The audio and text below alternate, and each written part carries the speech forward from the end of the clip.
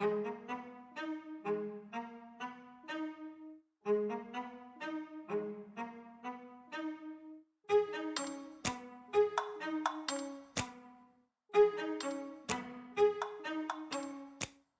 ride with me if you ride with me, you can slide with me if you feel like 550 on the 5 sticky, come get high with me, that's a deal, right?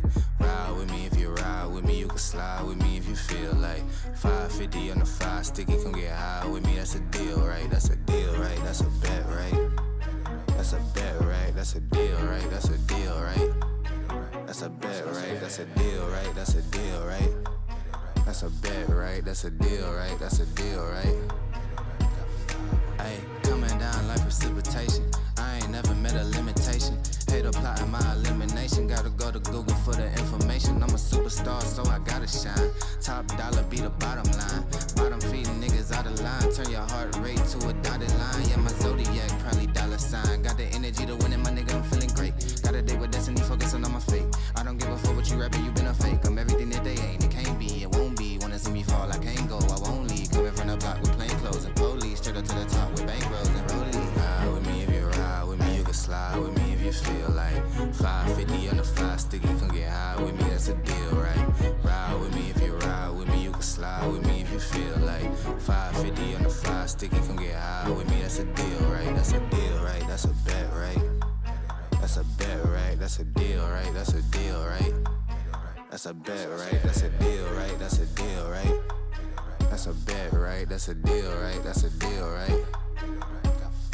Ayy, 12 can't really stop shit, so I'm still pushing like a mosh pit. Ice dripping, think I'm hot shit. In the yellow bucket with the mop stick. I've been jugging jams like wholesale. Everything must go sell. Hitting bitches with the old well. Need 100 million on the low scale. On my worst night, I'm the best nigga. Wouldn't mess with you, couldn't cap to him. Homie spotted me like 700, brought 1100 right back to him. If I can't do it, then it ain't real. I just make dollars, I don't make deals. I've been going hard in the paint, still blowing kush clouds till I can't feel like. Ride with me if you ride with me, you can slide with me if you feel like 550 on the 5 sticky, come get high with me, that's a deal, right? Ride with me if you ride with me, you can slide with me if you feel like 550 on the 5 sticky, come get high with me, that's a deal, right? That's a deal, right? That's a bet, right? That's a bet, right? That's a deal, right? That's a deal, right? That's a bet, right? That's a deal, right? That's a deal, right? That's a bet, right? That's a deal, right? That's a deal, right?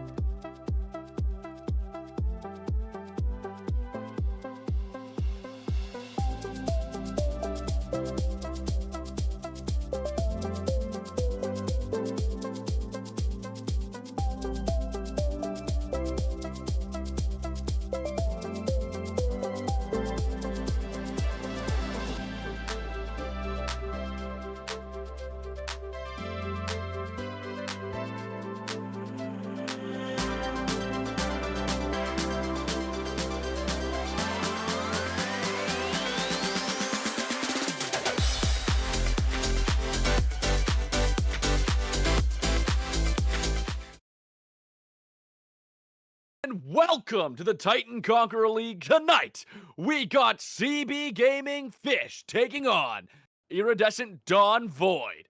I'm Romeo, joined today with Swifty. We're two subcasters. Let's go! Two subcasters. Can't have a better night. Broadcaster. Yes, the whole team.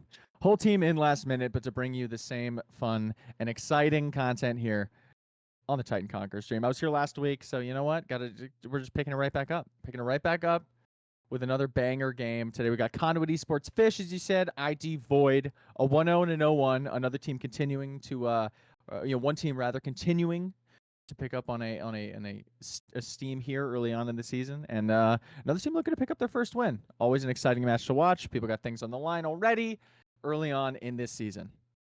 Are there any matchups you're super excited for going into this, Swifty? Any big matchups you think players are going to pay attention to? I may more so have players. I think that I guess matchups that I'll be excited to look forward to. Seeing how they play out, mainly because of the players contained within. At least for one side, I know I've heard very, very, very good things about Canella's gameplay in the mid lane. I've had the pleasure of conversing with Canella myself. In Discord servers. I hear very talented mid laner. I've never actually gotten to see Canella play as a caster myself, so very excited to look for that in the mid lane matchup.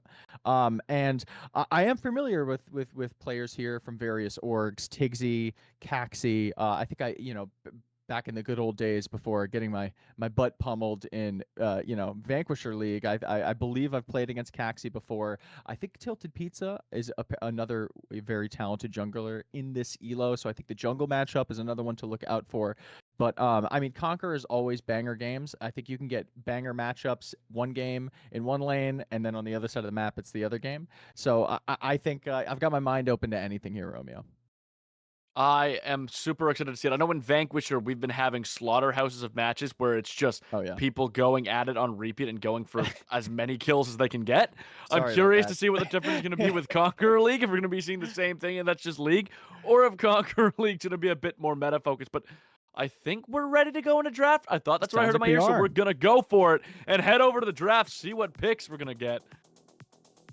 Fearless, of course, as it's been for the season, which I've been absolutely loving the Fearless drafts. Absolutely. I feel like everything's more entertaining. Yeah, particularly as they go to, at least in the regular season, 3 games, right? And you get just some wild stuff. As playoff picks up, when you get into the Silver Scrapes matches, and all of a sudden you're game 5 and people are scraping the bottom of the barrel, pun intended, for, whatever champions they have left in their arsenal. Things get really spicy really quick in those scenarios, so always exciting to see Fearless. I'm really glad it's picking up steam. I'm glad to be playing it, glad to be casting it, and it's just fun to watch these teams have to adapt to the new sort of draft strategy, right? We are getting our first bans underway with these new draft strategies. Iridescent Dawn, you're going to ban away the Mordekaiser, the Neferi, and the Nocturne. On the other side, we have Conduit Esports taking out the Lucian, the Vel'Koz, and the sad mummy Amumu going to be taken off the table.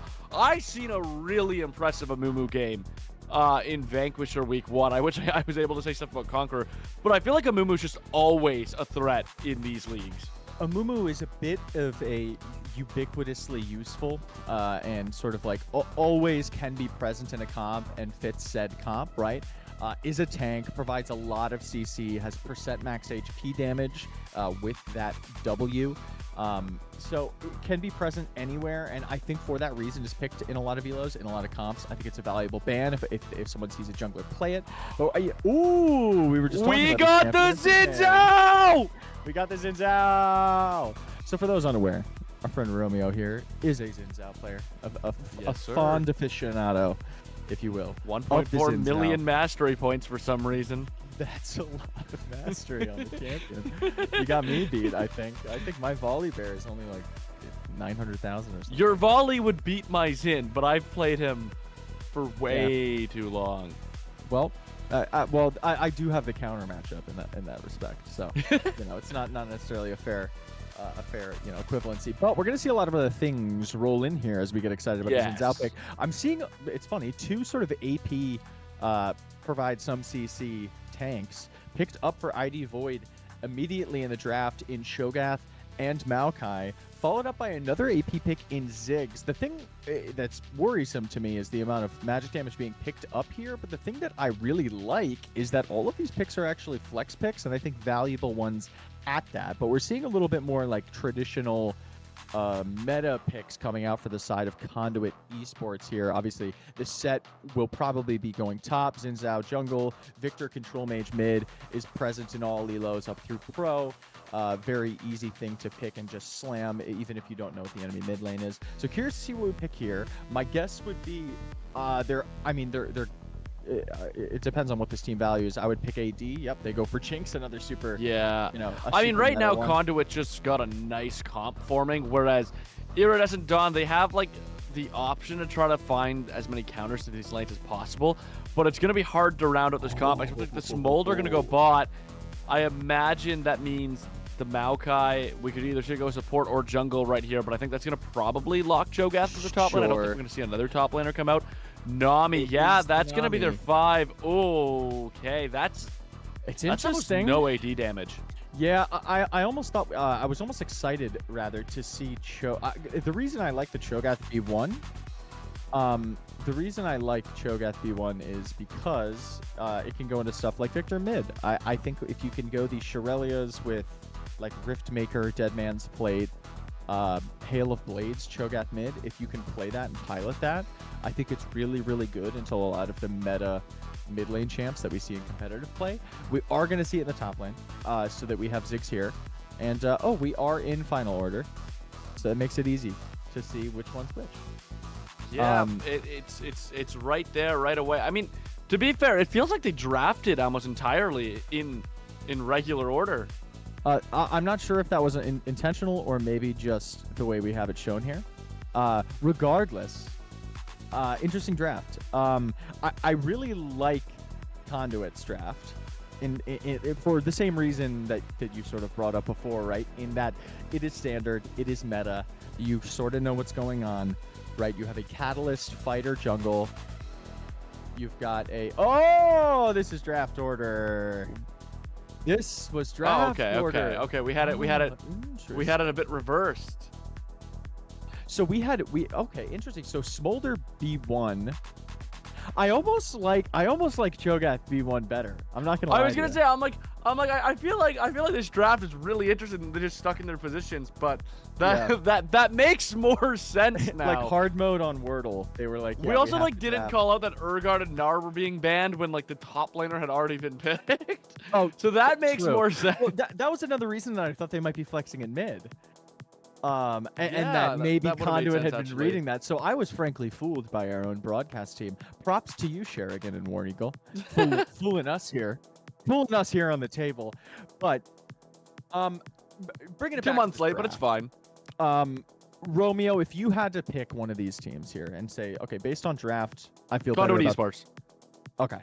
They have Xin Zhao. Xin Zhao wins games. Xin Zhao does. In reality, I do like them because I feel like it's easier to play. I feel like it's a very front-to-back team comp, whereas IDV, I mean, they're also fairly front-to-back, but I just feel like if Smolder gets behind, you're screwed. You need that Smolder to get ahead, whereas Conduit has multiple win conditions on their squad. Yes, I also, part of me is a little bit worried about the engage potential for the side of ID Void, right? We're relying on Nature's Grasp and Tidal Wave, right? As ultimate sort of engage tools. We have the ability to, I think, fight back pretty easily. You can sort of play poke and play zone. You have sapling toss. You have bombs, any sort of bombs coming out of Ziggs. Smolder provides decent zoning. you have the rupture from Cho'Gath, which provides decent zoning. So maybe this is a composition that they want to be fighting backwards rather than forwards, right? It's a great response to things that want to go in heavily, stuff like Xin Zhao. Yeah. However, my worry, for the same reason that you sort of brought up, is we're getting a little bit of a pokey-poo here.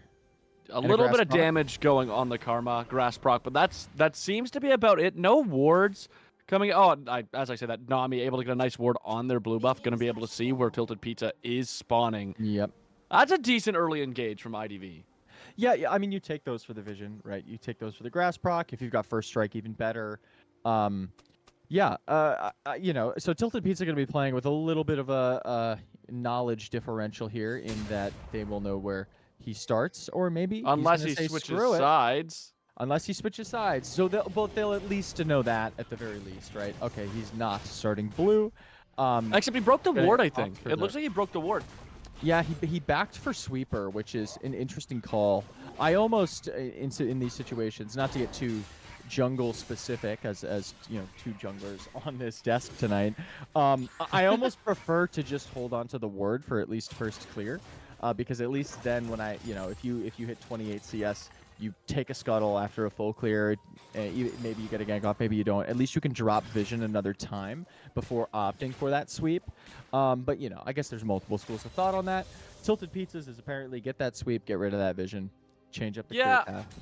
I kind of agree with you in the sense that I feel like even taking away that ward, unless you're going to be going for like a early 3 camp, it's not going to do all that much for you. I mean, I guess they probably still think he's starting blue side. Maybe Probably. Cho'Gath has to play a little more cautiously, but is Cho'Gath set really getting to any early engagements anyways? Maybe not. I think the one most telling thing is Xin Zhao opted for a Raptors red into Krug's clear with a pushing wave top out of the set, which means that if you look at the map state right now, Maokai is already on Raptors and finishing that up, as Xin Zhao is actually just starting to them. So we're already seeing a little bit of a latency here for Tilted Pizza Xin Zhao in terms of first clear, which sort of isn't where you want to be when you're playing Xin Zhao, who wants to be a catalyst, wants to get on the map early and sort of outpace the Maokai. Maokai provides the same sort of engage potential, right? By a flash twisted advance, bramble smash. These are great tools for making plays happen on the map early. However, Xin Zhao typically can apply that pressure marginally faster, which is where the advantage in this matchup comes from. And we're sort of mitigating that, I think, by the pattern of the clear, almost maybe too worried about giving up vision of where we were starting. So, I mean, maybe as this clear unfolds, we'll be able to see what the right decision is, as Maokai begins to be looking here at the bot lane, is going to get spotted out by 2 wards, actually, one in Tribrush, one in Pixel Bush on the bot lane. Xin Zhao, Tilted Pizza now finishing up that same clear. We may see a scuttle contest. However, it looks like Conduit is the team, the bot lane with priority, and Caxi is going to realize this.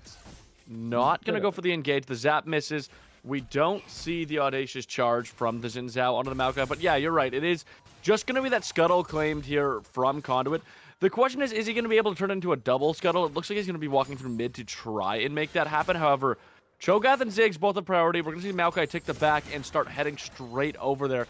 There's a chance we see a little skirmish for it if Xin can't take it right away. He does have a smite down, so... This is true. I think Maokai Caxi might be a little bit too behind with the back here. Got pushed out enough that, yeah, Xin Zhao's just going to be able to start this one, I think, before Caxi has time to respond. Yeah. Canella Great job by Canella, by the way, to start trying to push that wave in response to Ziggs, at least to just hover on the top side in case something breaks out.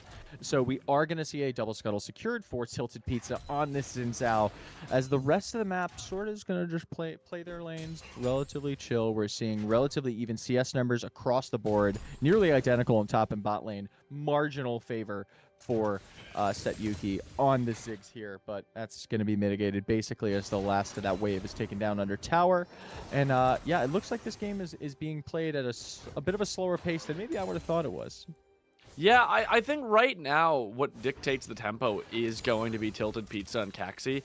I think most of these laners are pretty happy to just farm, maybe barring the Set might want to try and get some stuff once he starts nearing his first item and whatnot. But other than that, I think really Dragon might be the first time we actually see any fight. Dragon has just spawned. It is that Ocean Drake that's going to be our first Drake on the map. I'm curious to see which of these teams try to prioritize it, if either of them. We could also just see that Dragon sit there for a while while they wait for their teammates to farm up. It could be that sort of slow game. It's entirely possible. I do almost, if we spoke about it before, speaking strictly in a vacuum, right? From the two draft states of this game, I do much more favor Conduit's draft for its ease of execution as well as sort of its meta standing. It's a lot more versatile, easy to execute composition, right? However, I think IDV has a comp, even though it's very heavily magic damage favored, we don't necessarily have a true tank on the side of Conduit, right? We have bruisers in the top half of the map. But they scale very, very well with Smolder Ziggs, as well as Cho'Gath. Cho'Gath scales incredibly well, right? Permascale. Yes, absolutely. And Maokai, to me, is a jungler that, while can be almost as effective as Xin Zhao in the early game, I do think just with the way ability haste works, has more CC and a little bit more disrupt potential in the late game than Xin Zhao does, right? If Crescent Guard is down, it is a lot harder for Xin Zhao in the late game to do what Xin Zhao does early game, right? Than it is for a Maokai to just Twisted Advance and Bramble Smash absolutely on repeat in a late game fight. So for me, I'm glad Conduit picks up this first Dragon. I think they do not want a game to go much longer than 35, 40 minutes here, as Smolder will become very, very scary. Yeah, and I think you're right about that, especially with infinite stacks. I mean, and on top of that, the execute from Smolder, when that gets pulled out, that's going to be a pretty strong buff for their team. I think late game, the biggest worry Conduit's going to have as well is that tower pressure Ziggs provides so late into a game. Like, you see towers fall so quickly if you lose fights with an enemy Ziggs on the other team. Other than that, though, it's hard to say, because really, I think it comes down to who can play the fights better either way. Like, yes, I do think IDV has a small advantage late game. I think their biggest advantage when it comes to jungles is the Nature's Grasp. Oh, huge root going to come through, but the level 6 from Jinx, probably not going to be a fight you want to take if you're IDV. Maddie taking a ton of damage. These rockets going through. It's going to be a first blood from Jinx really quickly there off the Super Mega Death Rocket. Now they're trying to get the excited kill on Nami, picking up the tempo as we're having a regular conversation here. Out of nowhere, a little bit of an overextend from Iridescent Dawn, and it's going to be Conduit who finds the first blood of the match. Yeah, interestingly enough, and as we're going to go into a replay here to see what happens, I don't believe that Natty blew Flash or Barrier in this situation, which, maybe a hindsight coach is not the coolest thing in the world to be, but these are situations, particularly when you're playing a scaling champ like Smolder, where that's what your Flash and your Barrier are for. But it's going to be a great engage to start it off with the Nami root, but level 6, as you said, is going to come out from Jinx, and that's going to be enough to deter these two from continuing the advance here. And I think Maddie is just going to be caught a little bit out too late here, and is going to get taken down for the first blood over to Aqua Bathwater on the Jinx.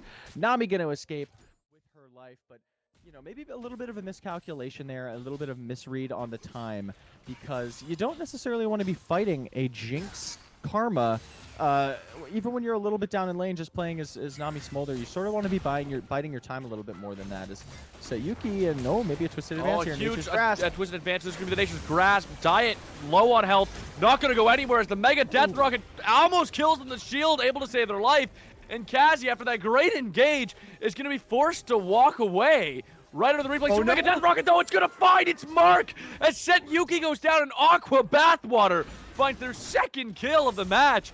And just like that, Conduit is up 1,500 gold. Excellently placed Super Mega Death Rocket. Those are the ones you love to look for. Just a little bit unfortunate for Set Yuki there on the Ziggs. Takes a back in the bush. Does not respect the cooldown on Super Mega Death Rocket, which is surprisingly short. I will remind our audience members here in the Twitch chat and viewership today. And what just great placement. Is able to read it on the bush. Sums expended, rather, for both sides as well as ultimates. And the only one that ends up mattering is that Jinx ultimate. So now, we're looking at a 2-0 Jinx, which is not the barrel you want to be staring down when you're playing Smolder. No, not at all. And it's all happened so fast. Like, I feel like the first engagement after watching the replay, we just kind of seen Maddie and Leventine? I don't know. Sounds unable to make a bit of a decision on whether to stick or retreat. They thought they found a good engagement, and then we've seen them waffle a bit as the damage started coming through on whether or not to leave. And then this fight, once again, it's another great engagement from Caxi. They get Diet down so low, but the shielding from Karma just being absolutely omnipotent. And it, once again, turns that fight into a losing play. It feels like we're just watching Conduit be counterattack right now. Yeah, which, is an absolutely fine thing to do, with this comp. Like we said, it's easy to execute, and it's pretty versatile, right? So I think on paper, I would have expected to see a little bit more aggression, I think, directly out of the side of Conduit. But I think at the same time, they're perfectly content with playing off of the mistakes of ID Void here. And I think maybe looking for a little bit too much before these item spikes and these damage spikes come online for champions like Ziggs, like Smolder. I think they're maybe getting a little bit too aggressive and maybe biting off a little bit more than they can chew, right? Smolder doesn't have damage before these stacks come through, before these items come through. Ziggs doesn't necessarily have the same damage either. Will very much so at some one point in the game, but it's not quite online yet, and they aren't able to finish off these kills, right? Karma just does an excellent job shielding, does an excellent job healing. I'm not sure if Karma had to, I believe had to use the heal in that engage. But, they're able to survive, and they play the counterattack perfectly well, and we're looking now at a little over 1k gold lead for Conduit, which is a spot that they want to be in as this second dragon is spawning, and we see the spot lane for Conduit Esports pull priority in prep for this as Tilted Pizza's advancing on it. Yeah, and they're going to be taking control of that river immediately. It looks like the Scuttle Crab's going to go over to Tilted Pizza, and I think right now, if you're Void, you just kind of have to drop this. There's not really much playmaking potential you can really see coming from this fight, especially with Jinx having that item advantage over the Smolder right now. And it looks like it's just going to be that. They're just going to be dropping that Hextech Dragon over, and it's claimed from Conduit Esports. We're going to find our soul, though. What's it going to be? It's a Mountain Soul on this rift, and that can be really damning for IDV. It could absolutely be damning for IDV. I think it potentially could be damning for either team. I think it's a very, very valuable soul, highly underrated soul. When the more tanks you have on your team, obviously the more disgusting that soul gets, right? But also, if you're a team that doesn't have tanks and you're relying on just a little bit more, effective HP from that shield, especially a team with 2 bruisers and then some damage dealers, right? Control mage, as well as a team fight carry.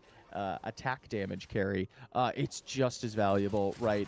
It's going to stop you from getting executed by that Smolder later in the game, if you're able to just survive that much. But we're getting a little bit of a flank play here from Tiggsy. Jogath trying to find Camilla. Is he going to be able to find the bite? The knockup goes through. Mega Inferno Bomb going to claim the life of Victor as we find the first kill for IDV in that mid lane.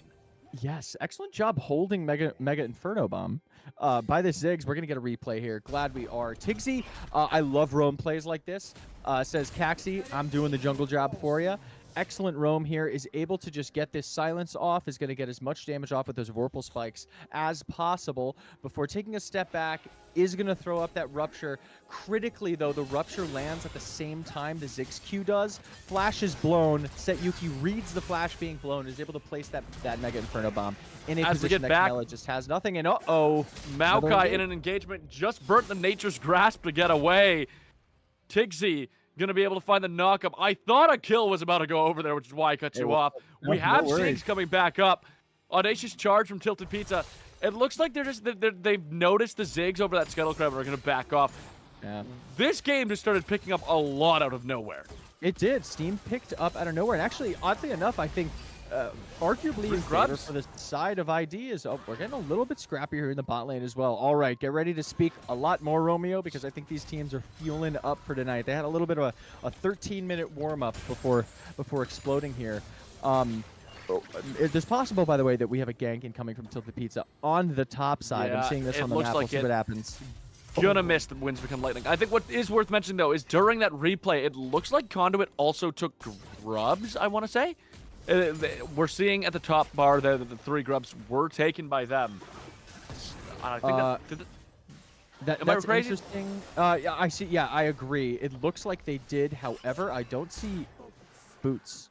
Right? They have the first 3 objectives. They don't have kills. They don't have feats yet. They don't have kills. Okay. We're missing 1 kill. That third kill did go to IDV, which they're very close to feats. I think tower falling right now, it's going to come between Ziggs and Jinx right now. Ziggs is finally at that point where that mid turret's going to start taking damage, but a big bot fight coming to break out right now. There's the bubble from Nami. Mom going to come in. The knockup on Aqua Bathwater, but the shielding! The shielding is disgusting! Another ball going to go through. Aqua Bathwater barely getting away thanks to Karma Shields. Still trying to heal up and get ready for the fight. However, Kazi here, Tilted Pizza in the top lane getting Rift Herald. This could be the fall of bot turret. It could be the fall of Victor bot roaming turret. through. Here's going to come the Nature's Grasp. It is going to grab that Karma, and Karma's going to go down immediately. 2-2. Feat of Strength could be claimed by either team here. Victor in a horrible position, but set with a TP. Going to try to find something. He's going to find Maddie. His Feats of Warfare. Claimed by Conduit. The fight still raging on. It's a 4v3 now for Conduit Esports. Audacious charge on to Lavin. There's going to be the Super Mega Death Rocket. Tilted Pizza finds Lavin with an assist from Jinx. She's excited now if the fight chooses to continue. It looks like she's going to fix that wave state and back off, but it's a huge fight for Conduit Esports, a big turn, and I'm shocked Zinzao got there in time, to be fair. Yeah, this was an excellent return play. I really like IDV's understanding that they can make the dive happen, right? Everything was blown to keep Aqua Bathwater alive here. That is heal, I believe, barrier, mantra shield coming out, and while IDV blows both the Smolder ultimate as well as Tidal Wave, they know that they still have Nature's Grasp. It is the only tool you need in these situations, and they're going to pull the trigger here. But Canella has enough time to read this play. We have the TP available from the set, and it's almost unfortunate that Set's Showstopper was not able to come out here. Maddie goes down without the use of Showstopper, and Please Be Patient gets caught on the other side of the wall, as we're going to see here in a second. But I believe this play almost went even a little bit worse for ID Void, right? We see Smolder go down there. Maddie dies. Please Be Patient looking to get in here, but just there's a little bit too much PLCC here. Tilted Pizza going to see Laventine, and oh, what a beautiful combination. Super Mega Death Rocket combined with Winds Becomes Lightning, and I believe that ends up being what, a 2-for-1? Yes, in that it's engage? a Yes, 2-for-1 play from four to the side of Conduit.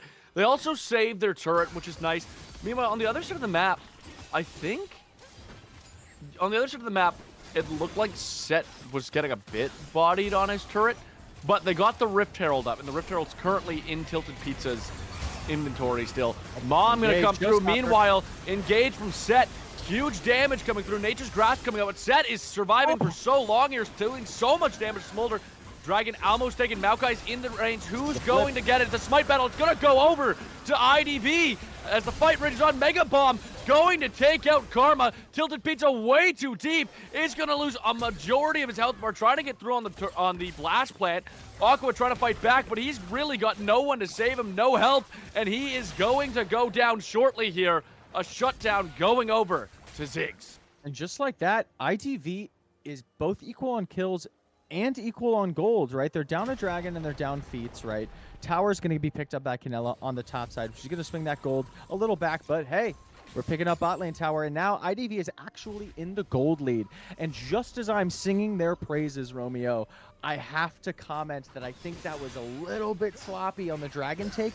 You never want to be just coin flipping like that. The dragon with two junglers standing next to each other, and this is exactly the reason why. Rather than Conduit Esports Phish being on Soul Point, they now are only one dragon ahead, right? It is 1-2. And you got to feel for Please Be Patient there on the set, who was able to pull off an engage with the Showstopper there, but just no follow-up by the team. I think those are the points where you absolutely need to be pulling the trigger there. They had a huge opening, and I believe the Haymaker like almost one-shot this Smolder, as we're going to get a replay here, right? We see the Smolder ultimate come out. The Showstopper onto Caxi, which is a perfect target, is going to be used, but we're just a little bit too sectioned off, and they make the call to just burn the dragon. But Please Be Patient doesn't quite have the stats to be able to buy that much time, and it turns into just a flip, and you're going to lose those flips sometimes, right? Even the best junglers among us, I'm sure you've been there too, Romeo, just lose those flips, right? You can't quite exactly make that happen. But Canella's up in trouble here. Meanwhile, topside, Camella right now. He's going to pop the Arcane Storm on Ziggs. Ziggs losing so much health, but the Super Mega Death Rocket going to be blocked by Maokai. Maokai still chasing the Victor, not going to go far. But yeah, you're completely right about what you were saying earlier. When it comes to a smite battle, it's anyone's game. Like, you can argue it's the champion that does more on their ability with Unless their you're smite. playing Nunu, or some execution. Nunu and Pantheon, really, are the two where you're just like, yeah, we're going to annihilate this dragon. But I think between Tilted Pizza and Caxi, it's like a 50 damage difference. That's super hard for the eye to catch, especially when there's so much going on. And had they followed the set engage, I think they thought they were going to do more damage than they did, but if you follow the set engage there, you have Super Mega Death Rocket up. If you're able to find that Smolder kill, you're probably getting a Quadra, and Victor is by himself in top lane. You're buying him tons of time. Oh, yeah. The coin flip was a little bit awkward there. Yeah, and you know, it happens to the best teams, right? It happens where you slightly just misread the play, you don't quite have the damage to burn the objective, you don't quite find the angle to pick up on a teammate's engage, and it turns into stuff like that. It's going to buy ID a much more comfortable time moving into this mid game here. They're able to stall the dragon take, and we're going to see him. Oh, maybe Tilted Pizza in a little bit of a world of hurt There's here. going to be the bubble from Nami. Does a ton of damage to the turret, and that's it. He just walks right out. He says, I'm going to take a lot of health off this. I think he was hoping to get the destroy off of it. It's going to be like 2 or 3 auto attacks away. Importantly, though, Atacon has spawned, Dragon up in 1 minute and 30 seconds. Dragon is up in 1 minute 30 seconds. We're going to see if Conduit Esports has learned from their past mistakes here, or maybe their miscommunication, I should say. And we'll see how they take this fight. I think this is a team that wants to be taking fights off of clean engages like that. Set's job is to do exactly what Set did there. You know, props to ID Void in the previous fight for the use of the tidal wave on top of Nature's Grasp to sort of disengage and peel from the rest of the team and buy time. However, you know, sort of positionally speaking, if you're Conduit Esports, you got to learn from that and be able to understand, okay, we have to space in such a way that if Set is on a flank angle, we all can't be standing directly under each other so that Nature's Grasp and Tidal Wave just stops us from being able to follow up, right? I think proper spacing gives Conduit a huge upper hand in these team fights, and like you said, all it takes is get excited. Right, and frankly, it could be any target, right? But a Smolder at this point in the game, who is 1 and 2, granted has Essence Reaver, has Infinity Edge, so the damage is certainly online to some extent for the Smolder, right? But a Jinx with Get Excited, who has the Yuntal, has the IE, is going to win that fight, particularly with just the range advantage there and just the sheer attack speed coming out. So I'm curious to see, as this dragon spawning in the next 20 seconds, if they're going to adjust the way that they approach this fight. If ID Void is going to read that adjustment, right? Because, you know, if I'm them, I'm thinking, okay, the other team should have won that fight if they played it properly. So how can we prevent that from happening as we're sort of playing footsie around the river here in the bot side? I think a huge mistake we're seeing right now out of Conduit is trying to play for this jungle. You're playing into a Maokai Ziggs. You're not walking to this jungle. They need to find that prior in the mid lane, and they need to walk into the river. I think right now, one of the big things we're seeing is whoever gets to the river first is having the advantage in these fights overall. It is going to be IDV who's in that river first. The question is Conduit going to now play for it, or are they just going to push mid? That dragon's taking quite a bit of time to fall. They're still fighting for that mid pressure. Can they find a good engage on IDV, though?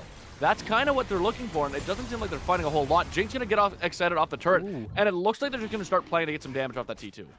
Yeah, I think they realized their mistake there, and your call about the mid lane shove is absolutely right. Anyone at home, take notes. You cannot just walk into a poke out position with that much zone straight through the jungle and expect to have a good day. However, they make the read rather a little bit late, but they finally do make the read. Get that mid lane turret. Let's just get pushed. A great response to teams just trying to zone you out of river is to push a lane, right? Make them move to the threat of a push. However, off of this mid lane push and then Conduit moving into the top side, they're just going to force the ATA. We need to see a Super Mega Death Rocket steal. Oh my god! Excuse me? What? Camilla stealing the Atacon?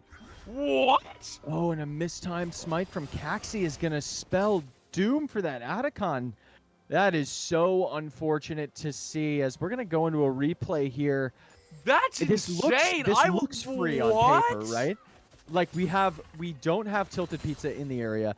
We have Cho'Gath, no ultimate, no feast on the Cho'Gath, but we have Smite. Smite is up. There's no reason this should go down.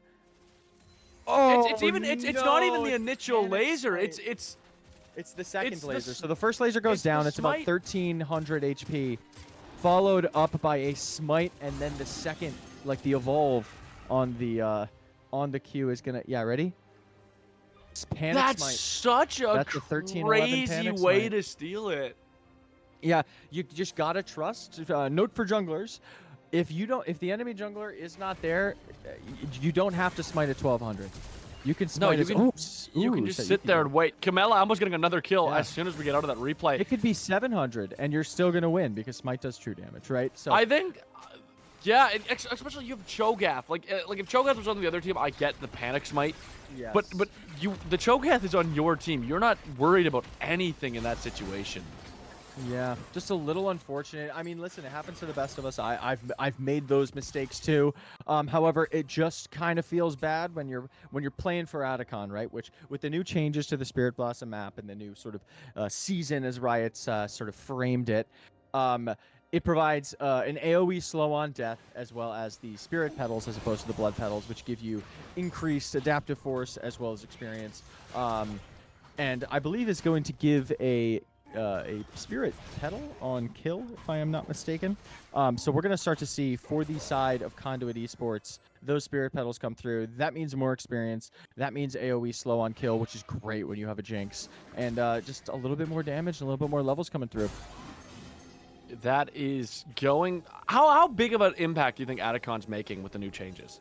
I think it's very situational, to be quite honest with you. I think it highly depends. Uh-oh, we're getting a little bit of skirmish Big fight on breaking Kel. out. Caxi gonna find Karma, piecing him up a little bit, but Karma gonna be able to walk away. And I feel like that's one of the big things we keep seeing. Engage in Karma, Karma shield, Karma leave. Yeah, Karma say no thank you, and Karma peace out. Yeah, they feel so good too, but they're just blowing so much on nothing in a couple of these engages that look so good. With Baron up, we see the Maokai backing. We're going to see almost all the ultimates returning for Conduit. Losing that Maokai ult, I guess Maokai ult's timed right now with the Super Mega Death Rocket and the Arcane Storm. They should be all right. I think the issue Conduit might have, though, is that wave clear mid. I feel like Zig's wave clear mid has been pretty insane this game. Yeah, it's pretty disgusting. And as Smolder stacks are coming through, and you know, I'll put in a word to production at some point if we could get a hashtag stat check on the Smolder to see what those Dragon Practice stacks are at. But as we get towards 225 stacks on this Smolder, it's just even more wave clear, right? Oh, I'm seeing the execute, which means I believe, does that mean we're at 225? Yes, if we're seeing the execute, we're at 225. We're at 279. Wow. With how much fighting has happened after the 10-minute mark, I guess that makes a little bit of sense. We are almost at a 30-minute game here. That is impressive. I feel like this game has passed way quicker than I've been anticipating. 285 is nothing to be scoffed at this point in the game. No, that's pretty good. We are now at the point in the game, by the way, where I think damage is going to, unless you get excited quick, damage is going to be hard to compete with. This is a Ziggs with Horizon Focus, is basically 1,100 gold off of Rabadon's cap. Luden's Tempest complete. And there's the Rabadons. 300. Yep, there it is. There's the Rabadons coming through. And Smolder's got to be sitting on a lot of gold, right? Has to be. Well, the last time I commented, there it is. There's a straight up RFC. Oh, yeah, the last time I God. commented, right, it was the Essence Reaver as well as the Infinity Edge. So there's the rapid fire cannon coming through, which means now that Smolder, at least for brief moments in the fight, is going to be able to compete with the Lux in terms of, not the Lux, excuse me, the Jinx in terms of range. As Sapling Toss is going to, is going to get shielded. Doesn't matter. Mountain Drake begun by Jinx right now. This could be a premature dragon starting. You said it. You don't want to coin flip these dragons. It's down to 6,000 HP right now. They are going to force them to walk in. Maokai trying to find an angle. He's getting close, but it is going to be Tilted Pizza who finds it. The fight breaks out. There's going to be the face breaker. Karma goes down immediately. Super Mega Death Rocket going to be going through. Caxi going to go down. Please be patient. Going to find Maddie. The Smolder's down. There's a huge fight for Conduit. They find 3 kills. Tilted Pizza going to be able to take down Taxi. Nami on the run. There's going to be the audacious charge. Bye, Ziggs. Super Mega Death Rocket going to be flashed away from Aqua, who's able to survive. Tilted Pizza doing great work in that fight. And that Baron is going to be the call as Conduit Esports finds the dragon, finds the kills, and now they're going to find that Baron. They had me worried here for the same reason that you brought up, in that this is a little bit of a flippy dragon to be starting, particularly with just your ADC, your win condition on this composition, right? You have Xin Zhao to be making plays, but Jinx is the win con in team fights. Like, make no mistake, right? Victor does help zoning and with damage, but they're just able to get the secure there on the dragon as Karma goes down, and an absolutely massive haymaker flash Bye, Smolder. Dragon stacks don't matter when 8k true damage hits you in the side of the frickin' jaw. And that is enough for Aqua Bathwater and Tilted Pizza to just absolutely mop up the backside of this fight. There is no Smolder, there is no win con. What a beautifully disciplined held flash there from Aqua Bathwater. Is able to flash the Mega Inferno Bomb, and they just take this one straight through the mid lane, and that's a huge fight. So the Pizza's going right back in on Maddie. Yeah, they're looking for it, but it's going to be too much. Mom going to go through. Tilted Pizza needs to get out of there. He is one auto attack from death from the Smolder right now. And they're actually holding their own despite losing that Baron fight. But I think if there's a fight that might have just maybe decided the fate of this game, it's going to be that one. Of course, there's still going to be fight back into IDV. But that's definitely the biggest advantage we've seen from either of those teams was in that fight. Conduit now 3,000 gold up. 4,000 gold up. They sort of fixed the mistake that I think we had commented on earlier, right? In that Set came through with an absolutely wonderful engage, and there was just no one there to clean up on it. And now we see them pull the trigger, right? The Haymaker Flash comes through from Please Be Patient, and we see Conduit Esports see that and pull the triggers. Holy moly, by the way. Smolder, what a champion. That is too much damage, by the way. That is freaking ridiculous. Yeah, oh my Smolder. God. Oh my God. There's going to be the Arcane Storm, though. Half and half right now. A minute left on the Baron for Conduit Esports. They found one tower bot set.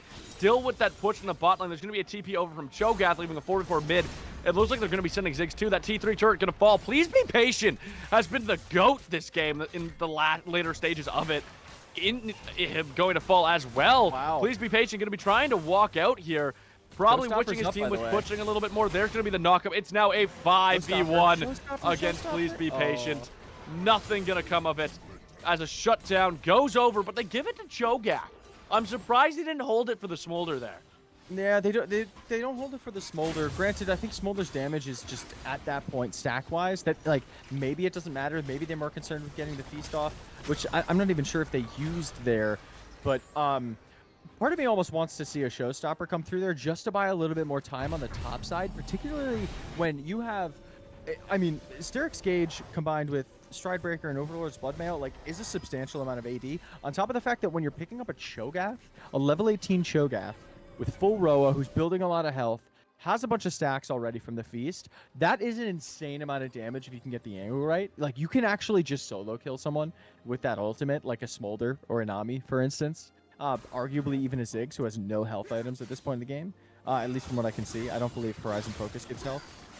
But yeah, I think, granted, they still get the turret on the top side. They're still able to get an inhib just solo out of Please Be Patient on the set. So, you know, I think we're looking down the barrel of a very scary Smolder. Don't get me wrong. But I think Conduit Esports is playing this relatively disciplined, isn't trying to bite off more than they can chew. So I think while this is still anyone's game, Conduit Esports still has that gold advantage, has a little bit of the driver's seat still left before this game becomes maybe past winnable with an infinite scaling Smolder and Cho'Gath. Yeah, it's hard, right? Because right now they do have that gold advantage, but eventually that Smolder is going to outscale them. I think the Mountain Soul will delay it a bit if they can claim it. Sure. The big scary thing is with Elder in the map. A Smolder with Elder is something you just don't want to deal with. Yeah, I mean, I don't want to deal with Elder any time, let alone a Smolder, right? We're seeing an interesting strategy here. They've sent Set to top. They're going to be getting Set to try to double inhib, not take the dragon. Unless they force people to leave. It's not Soul. They're looking at that T2 instead. It's not Soul, you're right. It's going to put the aggression on that last dragon for Soul. Second inhib going to be down. Set's at their turrets. The T2 going to fall in the mid lane. There's a T3 is all that stands between them and triple inhibs right now. There, it's going to go down. Are they going to find the triple inhibs? They're going to find it. That's all three inhibs. Ziggs now. Oh, Tilted, your team's gone. Tilted, your team left. Tilted, no. He's going to be able to run away because of the Karma speed. But the Nami wave going to go through. Caxi trying to look for an angle here. Not going to be able to find it. A lot of damage going on to Caxi. Are we going to see what could be the last fight of the game break out here? You were saying it. Conduit needs to find a way to wrap this up before Smolder gets too far. They might have found it. Yeah, that's a great step. What a play. I think that's the right move. You don't want to fight that Smolder, I think, at this point in the game. If you can take an uneven fight, right? If you can fight dirty, which is, screw this, we're going to push mid and send Set top, great. However, I do think ID Void has means to absolutely respond to that. But the response is never leave your Nami, Smolder, and Maokai sitting on the Dragon. I think they have to send more back. I think the Smolder at the very least has to go back with the Nami. I think there's an argument to be made just saying, screw it, just let Caxi solo the Dragon. We don't have a damage item, but a Maokai can absolutely just sit there and heal off of a Dragon and solo. I think you have to send more back in response to that, and they don't quite make the read, and they're now cardboard box. That's 3 inhibs down. We're going to have Baron spawning in 10 seconds, and you have 3 super waves coming in to your base. It's a very, very hard thing to respond to on the map. Yeah, there's really no fighting Baron. I think your best play here is to steal, especially if it gets delayed. However, it does look like Conduit's going to be going right for it. This actually might give them the chance to be able to take a fight before the waves crash. A lot of damage going through. Mom going to be sent. Sends it down to 3,000. No one near. Mega Bomb going to go through. Red Team's going to be able to take Baron at the cost of please be patient. Can they get away with it? Tilted Pizza going to flash through. They're on the run. Flash from Kazi going to be knocked away with the bomb plant. It looks like 4 of them are going to get away with Baron. 4 of them look like they will. I don't think Tixie's going to be able to collapse here. I mean, Tixie doesn't want to be the one caught out. Tixie, you know, it's a tanky Cho'Gath, but not Zap's that going to go tanky. through. Ziggs is on his way back, but I think it might be too little too late. Super Mega Death Rocket going to go through. It's blocked by Ziggs. Saves his life, but now, with how many people base. went back for him, the minions Power's are done. going to take the first Nexus turret. This is why you do not want to overstay 4 plays on the back half of that. Oh, I think they do a great job are they gonna do? answering, but nah, I think Smolder does too No. much damage. Yeah, Smolder does too much damage, but you know, this is why you don't want to overstay, folks. For anyone watching, they do a great job understanding, and you made the read as well. Props to you, Romeo. Before minions can crash, they do have a window, right? They have an opening to actually make a play there. Please be patient is going to give his life for the greater good, for the 4 players remaining to be able to hold on to that Baron. And you'll take that any day of the week, right? If you're ID Void and you don't quite have the opening to make that play. However, Tigsy staying a little bit too late there, and it gets taken super low. Ziggs is going to have to come to bail out. And all of a sudden now you lose an inhib turret, or excuse me, a Nexus turret for basically nothing, right? Like a Set who's already respawned. Yeah, and it's going to be really hard for them right now. They got the 1 inhib spawning. They're not getting the double super minion waves, but it is 4 people with Baron. That inhib turret at the bottom is probably going to fall pretty quickly. The question is, can they find that last Nexus turret? We're going to see that Mountain Drake spawning in a minute and 20 seconds. Worst comes to worst, that's going to be their consolation prize. They're still up about 4,000 gold. They're in the driver's seat, but I want to see them close up this game soon, because that Smolder we're seeing, even in that Baron fight, did so much damage. It was, please be patient, he had to sacrifice his life to get that Baron. Mom going to come through, and look at the damage done. It only hit Victor, though. This might be your time to try to collapse. Geez. So much damage coming through. Holy crap. That Smolder is so scary. is basically an assassin at this point. Oh yeah, like a nuclear bomb on that is dressed up as Spyro at this point, as well as the poked. Yeah, sorry, an H bomb cosplaying Spyro. I love that. Oh my god! Aqua Bathwater might go down right here. Mega Inferno Bomb gonna land. The shield. They have no one to break shields. They don't. No Shadow Flame or anything. The shields. I don't think the shield did that. I think the barrier was late, as well as the Karma shield. That might have been heal. Oh, maybe it was the heal from Karma. Shield was late. Okay. We're getting confirmation. Yeah, I think that did more damage than it needed to because the shield was late. It might have been the heal that came out that saved there, or just not quite the damage. But jeez Louise, this is the scariest Smolder I've seen in quite some time. So Conduit Esports, with inhibitors starting to respawn in particular areas, particular lanes, they're going to have to find another creative angle to actually make an opening, and they're going to actually opt. They're starting Dragon right now. Dragon. That's by himself. It's kind of on Tilted Pizza or Set to find Smolder right now. Mom going to come through, only hits the Zinzao. Big stun. They're going to find Caxi, but Caxi isn't the target you need right now. Aqua Bathwater now excited, though. This puts a little bit more evenness into the fight, but Tilted Pizza going to go down immediately. There's a shutdown over to Smolder. What a greedy back! No, what a greedy back! It's going to cost Victor his life. Aqua Bathwater now in a horrible position. Set going to try to save him, but are they going to be able to? Knock up Set, going to take his life. to save Aqua Bathwater. The Facebreaker going to go through. There's going to be the showstopper. Can he find Ziggs? The Resurrect going to come from the GA. Mountain Soul claimed by Smolder. Set still going to be able to... Oh my god. Why didn't we get the kill? What? Oh, they're going to come through. It's going to come through. Just give it a second. Tigsy. Oh my. Please be patient dodging everything. This guy is crazy. This guy is crazy. Almo's getting away, but now Mega Inferno Bomb going to go through. Bye, Bathwater. No one's buying you. Ziggs finds a kill, and this could be it. IDV might be looking at their freedom push. 15 seconds until Victor's... Never mind. Victor and Zid will be up in time, but Mountain Soul now claimed from IDV. They're not finding any way on Maddie. Yeah, those are inhibs up. They can't find the way. They need to find a creative angle, and they cannot be taking straight up fights. They cannot be taking straight up fights as we just see here now, right? The amount of damage from this Ziggs Smolder combination is unreal, right? Like, Jinx needs to be excited to even compete with a fraction of the damage that's coming out. Victor needs so much setup as a control mage to be able to compete with a fraction of the damage that the Ziggs can put out with just a full combination of all these spells, right? They have to play it intelligently, right? Their window to win this game was to apply pressure early. They did an okay job. I'll make a concession. I think they did an okay job with that. Maybe gave a little bit too much space and time to the scaling composition on the side of ID Void. But they've done a great job, and arguably a better job, in my opinion, of finding creative plays and creative means of playing around a scaling composition. However, they get a little bit too greedy at the wrong time, in my opinion. They opt to start a dragon right in the face of ID Void with Nature's Grasp, Tidal Wave, and Mom.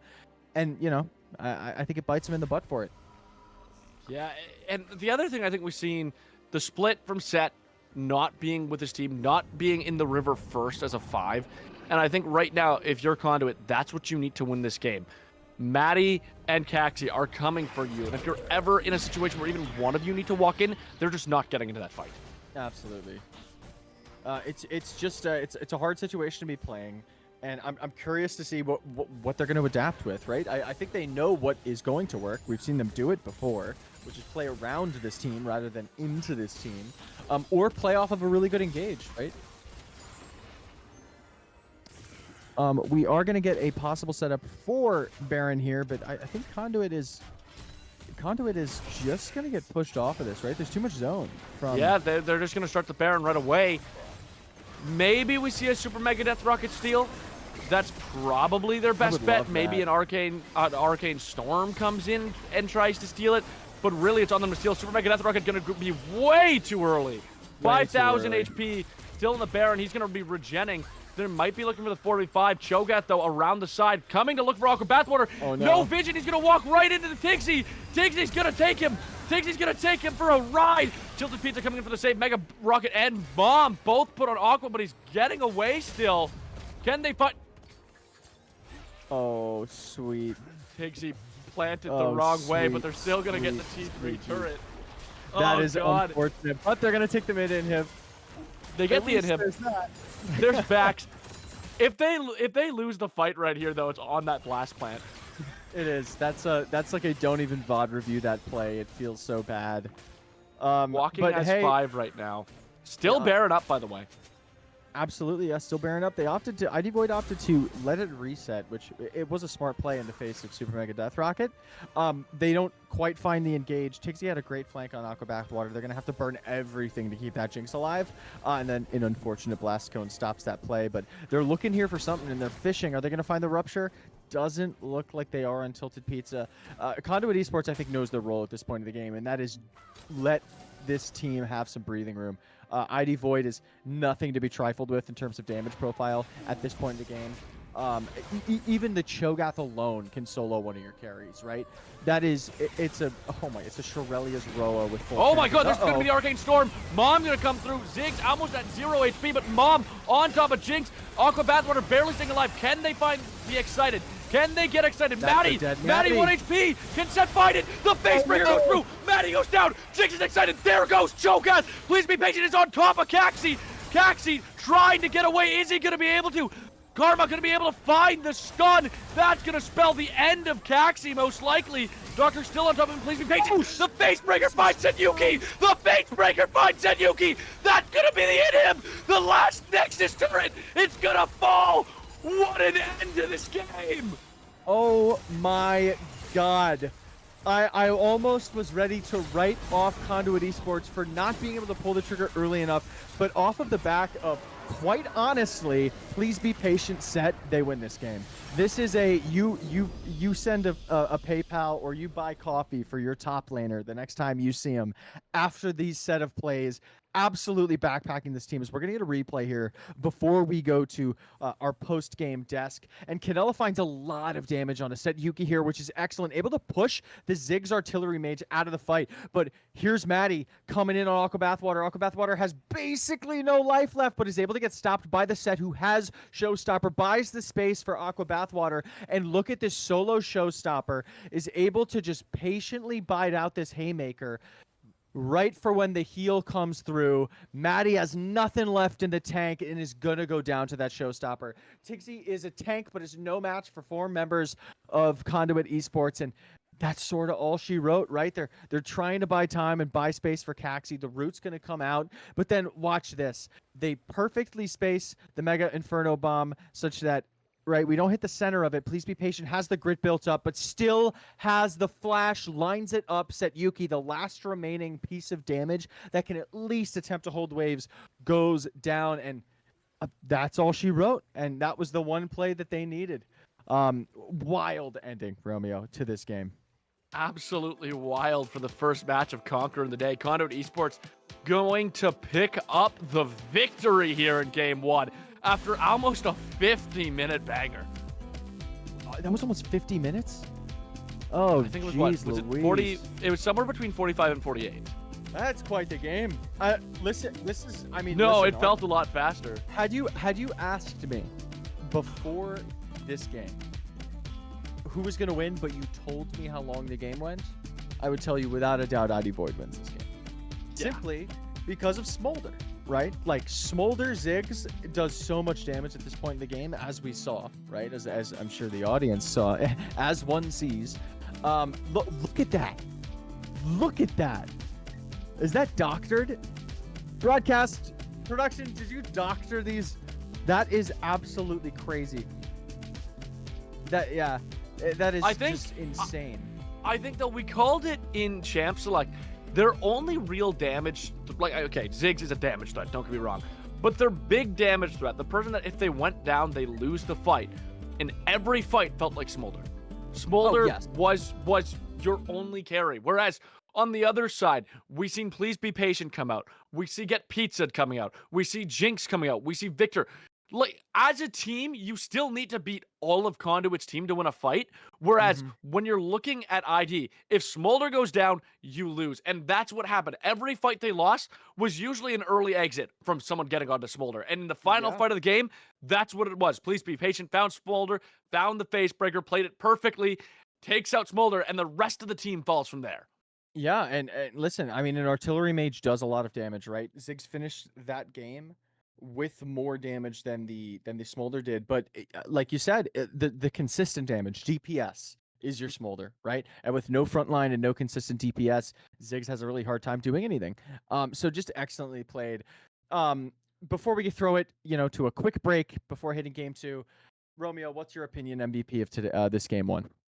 It's got to be Please Be Patient, right? It has to be. I think I agree with you. That was unreal. There's so many good plays. I think everyone in this game did a pretty good job. Like, you have the crazy Jinx flash out of the Mega Bomb. You have Get Pizza just finding great targets, peeling super efficiently. There's some good stuff from Victor and Karma, but Please Be Patient. Won them that last fight. Carried them in that first dragon fight. Dodge against that Cho'Gath, even though he still went down, we had like a minute of him wasting time for the rest of his team to spawn, even baiting a little blast plant towards the end there. He just did so much for Conduit. Yeah, definitely in game 2. We talked about it before. I'm going to be watching. Please be patient. I think the matchup was great. I think Tigsy's, not to scoff at Tigsy's Cho'Gath was great. I mean, almost soloed a late game Jinx, right? Which is how gross that champ is. But definitely a matchup to be watching. One thing I do want to see changed, right? Outside of draft, just in terms of gameplay here, before we take it to break, is Tilted Pizza and Caxi, I think I want to see a little bit more early plays out of the both of them. I think maybe it's game one nerves, right? It's your first game of the night. For some, it's your warm up game if you're coming directly from work or school or whatever it is that you come from. Um, I'd like to see a little bit more early aggression. I think Conduit did not have to cede as much ground and advantage early as they did in this game. I think it made it harder for them to play. But I mean, at the end of the day, please be patient. Just opened that nylon zip up and said, "Grab my hand. I'm taking you to that victory screen." So I'm excited regardless for game 2. What an absolute banger game 1. The question is it going to change? The only way to find out is to stick around. We're going to go to a short break, and we'll be back for the second game draft. Don't go anywhere.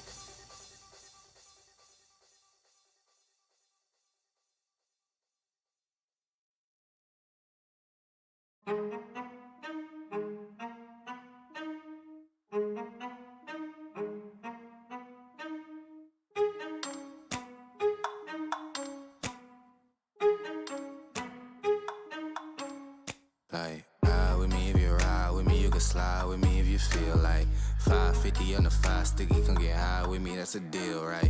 Ride with me if you ride with me, you can slide with me if you feel like 550 on the 5 sticky, come get high with me, that's a deal, right? That's a deal, right? That's a bet, right?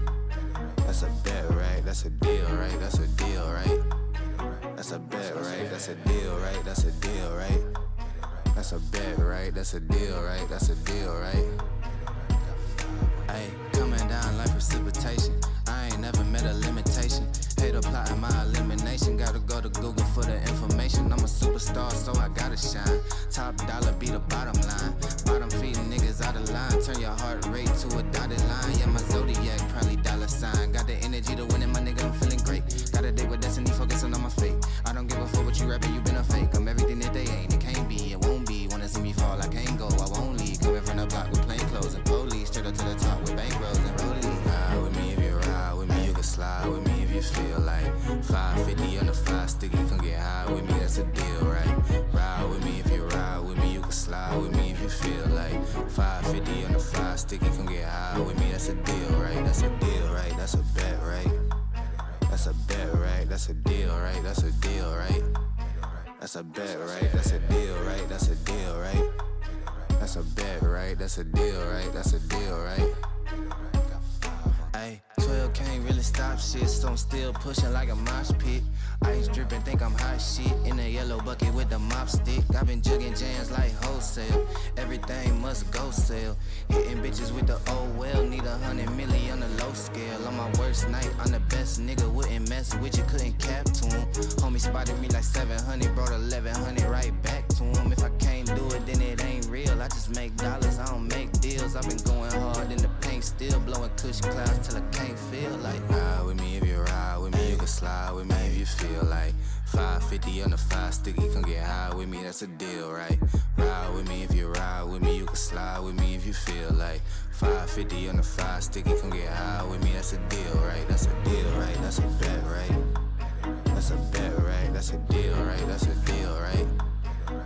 bet, right? That's a deal, right? That's a deal, right? That's a bet, right? That's a deal, right? That's a deal, right? Got 5 on it.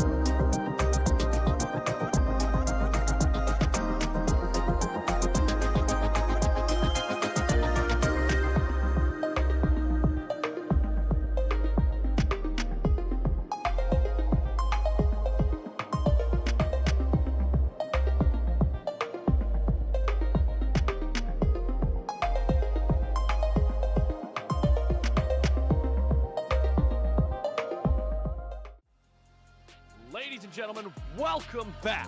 Oh, wait. I was lied to yesterday. Ladies and gentlemen, welcome back to week 2 of Conqueror League. My brain got fuzzy there. And now, last time, we seen Conduit Esports pick up a win in what was almost a 50-minute match. Now, we go to game 2. We go to game 2. I'm for sure after a match like that, you're gonna see some adjustments, right? Possibly for both sides. I think both teams executed well in their draft. Like this sounds like such a cop-out take. I think both teams executed their draft well and simultaneously poorly in various aspects, right? And I think inevitably in competitive play that is going to lead to some changes. By the way, we've got the sunglasses stream today. We decided as fill-in casters that we were gonna look hungover. So that's why, yeah, we're too schooled for the cool. Look hungover? Are we not? Is that not what's happening right now for you? Oh yeah. I thought we're both. I thought that was the plan right now. We both agreed to be coming in hungover. The 5th. Anyway, yeah. Going into this game 2, there is certainly going to be some changes, right? I think we saw a very traditional comp at the side of Conduit Esports. As we're getting notes from production that there is going to be a swappy poo of sides. Conduit Esports going to be on the blue side of the map. IDV opting to take that R5 red side counter pick. As we're actually moving right into the draft here, we're going to see what happens. But yeah, I'm sure there's going to be some changes because, I think there were some executional misplays from Conduit in terms of just how much early game aggression they needed to be applying, as well as I think there's just some misreads on fights, right? That triple inhibitor was an absolute massive time buy for the side of Conduit, and I don't think IDV responded to that in a way that was optimal, right? I think leaving 3 members, particularly your Smolder Nami, who provide, not the Nami, but the Smolder's going to provide that wave clear, right? And the ability to hold off, particularly with the amount of sacks. We were like 300 and something sacks at that point in the game. But yeah, we're going to see what changes here. It looks like the bans are the same for Conduit Esports. We see the Nocturne again for IDV and Nivea, which we didn't see banned. However, reminder for everyone that this is Fearless Draft, so everything that we saw in Game 1 is going to be off the table for Game 2. CEP opting for the same exact bans, and we're going to see a Nivea Wukong instead for IDV while on the red side this time. What do you think the B1 is? What do I think the B1 is? Oh, God. Scaling ADC again, if it's anything like last match. It's going to be the Varus. Yep. The big change I want Tigsy on a bruiser. I want to see a nice brawlish, bruisery top lane this game. Just hands. All hands up in the top side. Some good Tristana. old-fashioned... Ooh. That's probably a flex mid-bot. I could so see a Ziggs player play Tristana. I feel like that's just... It is. I think it's a good response to... Oh, shit. We just got flashbacks to the first game. Yeah, we did. The dog, first game the Vietnam draft dog being reshown. Like... the white one? Oh, there we go. Poppy! Gonna be picked up. We're throwing everyone for a loop. It was the previous draft. Sejuani. Poppy Sejuani. Okay. So it was Varus pick up, right? We see the meta ADC picked B1. This is something we see a lot. Responded to by Tristana, which is a flex pick, which we saw IDV do last time. Flex picks. With a Poppy, another flex pick. But Poppy isn't an excellent response in a vacuum to Varus, right? But it is an excellent response to Braum and Sejuani. So super interesting seeing Conduit just pick 2 champs that suck into a Poppy comp right after Poppy is picked. Yeah, it's not. It's definitely not. I don't know how I feel about that one, Romeo. Okay, I need to ask about interaction. Arctic Assault makes Sejuani unstoppable, right? No. Why did I think it did? Does it? Oh shit! We're both junglers, and the fact that I don't know. I play Sejuani only in comp in very specific situations. Yeah, because I have no idea. jungler enjoys playing it. Well, I was gonna say I seen Sejuani and Poppy get locked in and thought, man, these junglers are gonna be bored. Like, no one likes playing either of those junglers. Totally not. I thought they go unstoppable in Arctic Assault, which would mean Arctic Assault. Bristle dashes to the target location until he collides with an enemy champion, dealing magic damage to enemies he passes through and knocking them up for 0.5 seconds. So I know that Sejuani's passive gives CC immunity, right? Okay. Does that or so that is includes? or is it duration? God, God. look at us not knowing anything, guys. It's slow and cripple immunity. So, Poppy still works. So it does Poppy get still bounced. works. Yeah, Still Poppy gets still bounced. Our producer Correct. like said it 3 times in our ear, and we just didn't listen. Oh, really? I'm sorry. I did that like reverse. No, I was ADHD with thing. you. I was like, nah, the Masters player's gonna look it up for us, guys. Yeah. But yeah. the rest of the draft has happened. By Syndra the and way- Shen picked up for Conduit. Swain and Senna Yes. picked up for IDV. Another dash. Shadow. What's it called? Shadow dash. Shen E is another dash. So Oh, God. interesting with the Poppy up. I really actually love the Swain and Urgot here and Poppy here. I'm a much bigger fan this game of IDV's draft than I was of IDV's draft game 1, Romeo. Where does the Senna fit? I get it. It's Swain, Senna, So bot, right? it's Tristana mid, I believe. I believe it's Yeah, Poppy, Swain, Senna, Poppy bot. jungle, Urgot top. Yep. No? And it. Tristana's bot? I thought Swain Senna was a combo. I might have done some crack before It this. is. I No, don't it is. know. It is. It Okay, is. I think why Senna are is we- super potent, particularly in the ADC role. I'm Why are gonna we just gonna going say bot it. I wouldn't be with playing it support. Right? Why I are just we- don't. I just my issue is I don't see where Senna fits into this comp. Like if I'm looking at IDV, I'm looking at a team that wants to win in this mid game. Probably they're going to be sending Tristana to dive in. You have Swain diving in. You have Poppy diving in. You have Urgot diving in, and then you have Senna. I mean, I guess here's Senna the makes them invisible. Here's the thing: is I think Senna, if Senna is played in the ADC role, which it doesn't look like it's being played this game, looks like it's support. Senna in the ADC role is arguably the best ADC in the game right now. Just with how soul stacking and just how potent that is right now. I think it's like 14% AD scaling, so whatever that number is, that they're nerfing down to 10% in the next patch because she's simply put way overtuned in the ADC role, which is why I think it's just strictly speaking suboptimal to be playing it in the support role. I think this comp is much better suited if you just do Tristana mid and do like a Swain support game with Senna. I mean, hey, listen, I'm not an ADC player. I'm 100 league jungler who literally didn't understand how Sejuani Q worked until 5 minutes ago.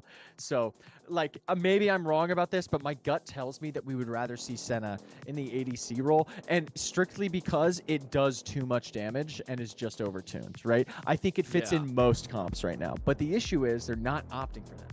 They're opting for the Tristana Senna bot lane, which is quite interesting into this team.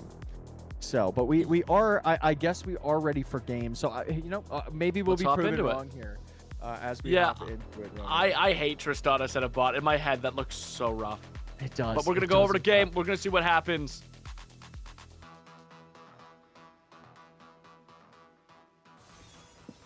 Here we go. Bow, bow, bow. Bow, bow, bow, bow, bow. A game or two.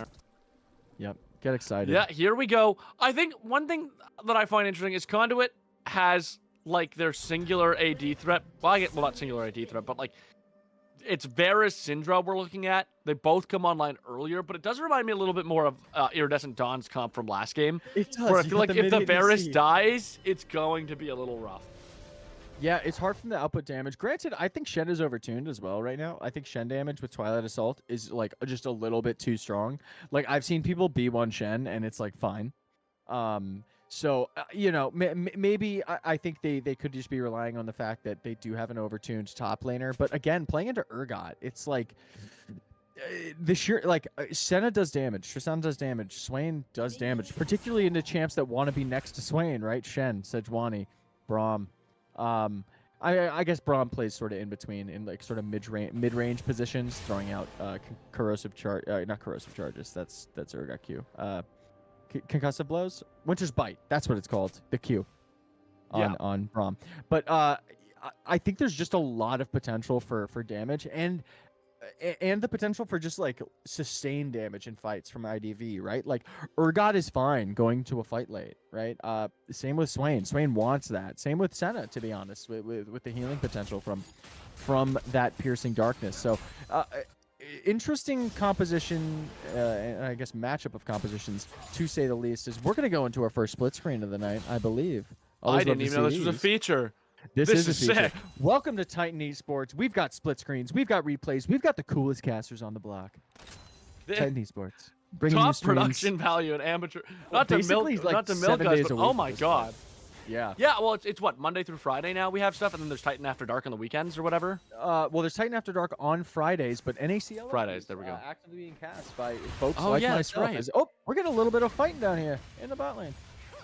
We are getting some fight in the bot lane right now, as you would assume Aqua Bathwater and Diet just win these, right? Like, I feel like Tristana and Senna...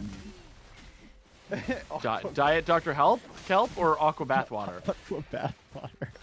Look, everyone's bought Belle Delphine's bathwater at some point. It's not a big deal. Speak for yourself. We all play League here. It's time we just admit it. Oh, man. Some of us went with Amaranth instead. Some of us went with like some VTuber probably. But we've This all feels done like it at some Titan After point. Dark content is what this feels like. I cast with Satyr usually. What do you expect? Yeah, Golden Satyr, if you're watching, if you're catching these VODs after the fact, take note. Give Romeo and I a segment on TAD about Bathwater, or just silly names, silly league names. I'm a big fan. Dude, of ranking every league name in Titan would be really fun. I did that for ZGG a handful of years back. I Me and ranked you, every league name based on how they fun should I give thought us it a was. segment, and we just rank everyone based on the league each week. Oh, Speaking of which, Tilted Pizza. Tilted gonna go through Arctic Assault, going to miss, not gonna find anything except for a ton of damage being taken. And now I think this is gonna cause him to lose the scuttle fight in the river. Yeah, unfortunate. I believe the actually no, Tilted Pizza double scuttled last game into Caxi, and Caxi's probably just gonna retain that favor here. It's gonna opt to walk into the mid lane. Brings up that steadfast presence, which all right. Make you go faster. Make you go run faster. quicker. Make short woman run faster. Caxi did keep the smite though. Caxi has the smite ready for this scuttle. I don't think there's any world Tilted gets there in time. Unless, of course, they go for the gank in top lane, which it looks like they might. They did get the scuttle already. Oh. Did Caxi get it? Yes, Caxi did. Caxi got it. I almost would have crown. taken grievance with that play, right?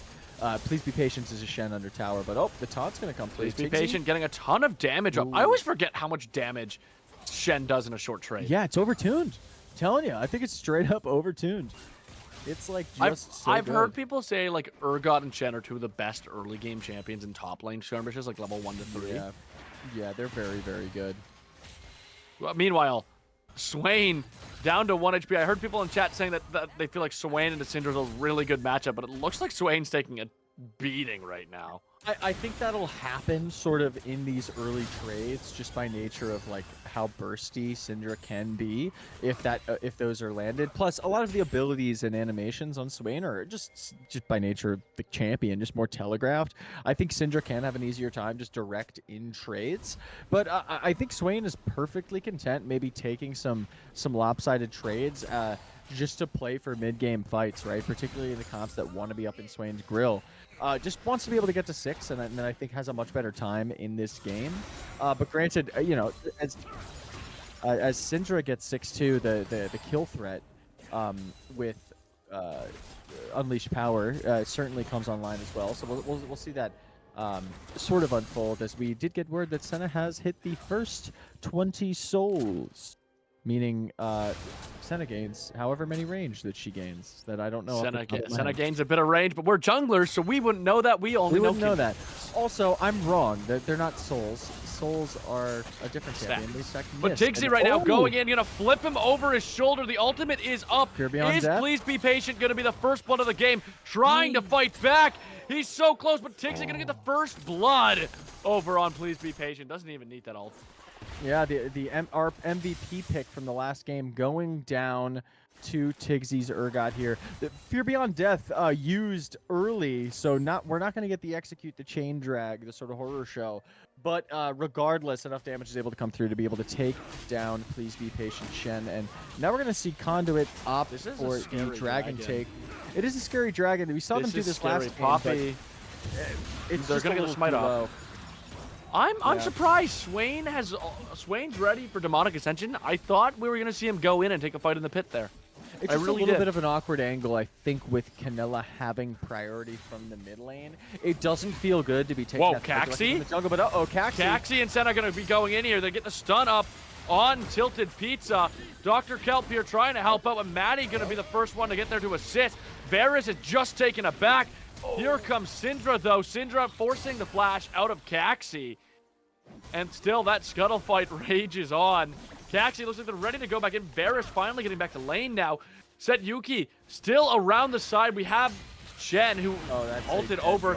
Braum gonna get caught out here, and it looks like we're gonna see Braum go down. Meanwhile, Maddie's still jumping in. Maddie's still on Tilted Pizza, forcing the flash away, and that's a lot of gold in the pocket of IDB. Most of that fight, all I wanted to say was, this might not be done. Okay, it is done. Arctic Assault going to take Sejuani over the wall.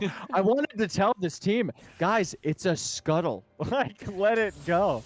What's more important? Aqua 300 gold or a scuttle. There's going to be the ult from Varus to try to stun Poppy under turret, but he's going to take the stun into the wall.